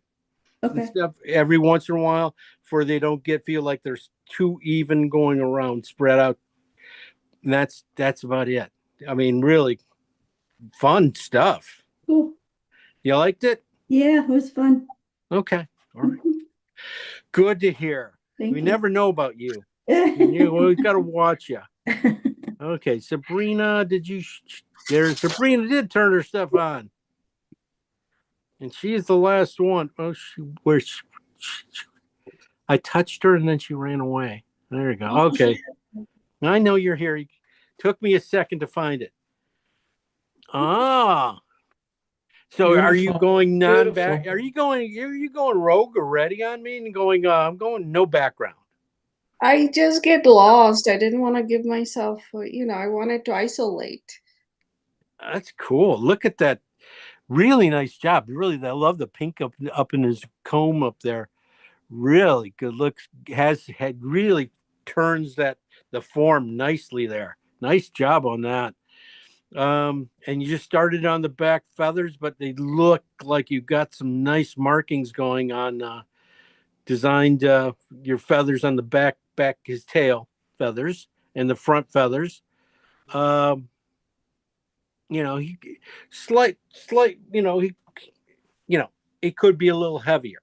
It could be a little heavier in the bottom part, but you already got the Heavier, meaning I made it too narrow, like the drawing. yeah. line? You just a little long, so all of a sudden you lost the weight in the bottom of the I V. can come a little higher. You could come up higher, and there's places he's flexible. Yeah. You did a lot of work there. I wouldn't, you probably just, even because he does feel like he's leaning forward a little bit. Yeah. So if you put a little bit more weight in the middle of his back, just bring it up a little bit. Yeah, I will. Then that'll hold him down. Yeah. I love the feathers. I think your feather design back there is going to be really good. And we just need, you decide on what you want, how you're going to finish it off. You're going to put the background in, or what do you want to do? Yeah, I'm gonna just study because background maybe in a year. I'm joking. Oh, Sabrina, what happened to you? Oh, too many things. Okay. Yeah. All right. It's a great start though, Sabrina. I love it. Appreciate it. You guys did really well mixing colors too. I must say, I think your teacher figured out the colors just right for you. I don't know. Yeah, there was some nice stuff there. I mean, your colors, it's a great little combo. That's when I saw this painting. I saw that combo of the phthalo greens and the oranges and how they were in that guy. And they just said, and then they had the flat back wall back there, and just like, wow, it just really shines it out. You can even see it there at the end with just a gray panel behind it. They work really well. Well, that's it for this one. Next week we'll probably going on to landscape ish thing. Or maybe a boat. Well, we did boats. We did a but boat. we did boats, so we got we did boats. Get the hell We out of did here. boats. We'll do them again. No. We'll landscape or cityscape. We'll figure it out. Something like that. I got this really nice arch from Luca and stuff. I thought would be kind of fun. It has a couple little teeny people in it, and a big old giant arch in the city. So it's kind of fun to paint, but it's a little tougher than a single chicken, but it has some fun things in it. So we'll talk. Jim, you have some homework to do for us. Yeah. We've got the second dog. Yeah. I got to finish. Hopefully a close-up of the chicken, maybe a close-up of the head even on this one would be Okay. very, very helpful. Jeez, it's so much work. You guys, what do you guys want? Blood? You know? Well, you just went away and had a good time for a week. Oh man, Oh, I was teaching painting water dogs all week and stuff. Oh, goodness. So, it's the thing about these workshops is, I'm painting more there than I'm paint here. But it's fun. It's so much fun. So It anyway. sounds like it. yeah, they are. It's good, nice to see. Artists are some of the nicest people, so I never run into anybody I can't get along with, very often. So anyway, all right, guys, have a great weekend. Hopefully it stops raining there. And we'll see you all next week for another round of this painting stuff. Really enjoyable class. I loved it. Thank you. thank you so much. All right, guys. Bye-bye. Later. Bye. Bye.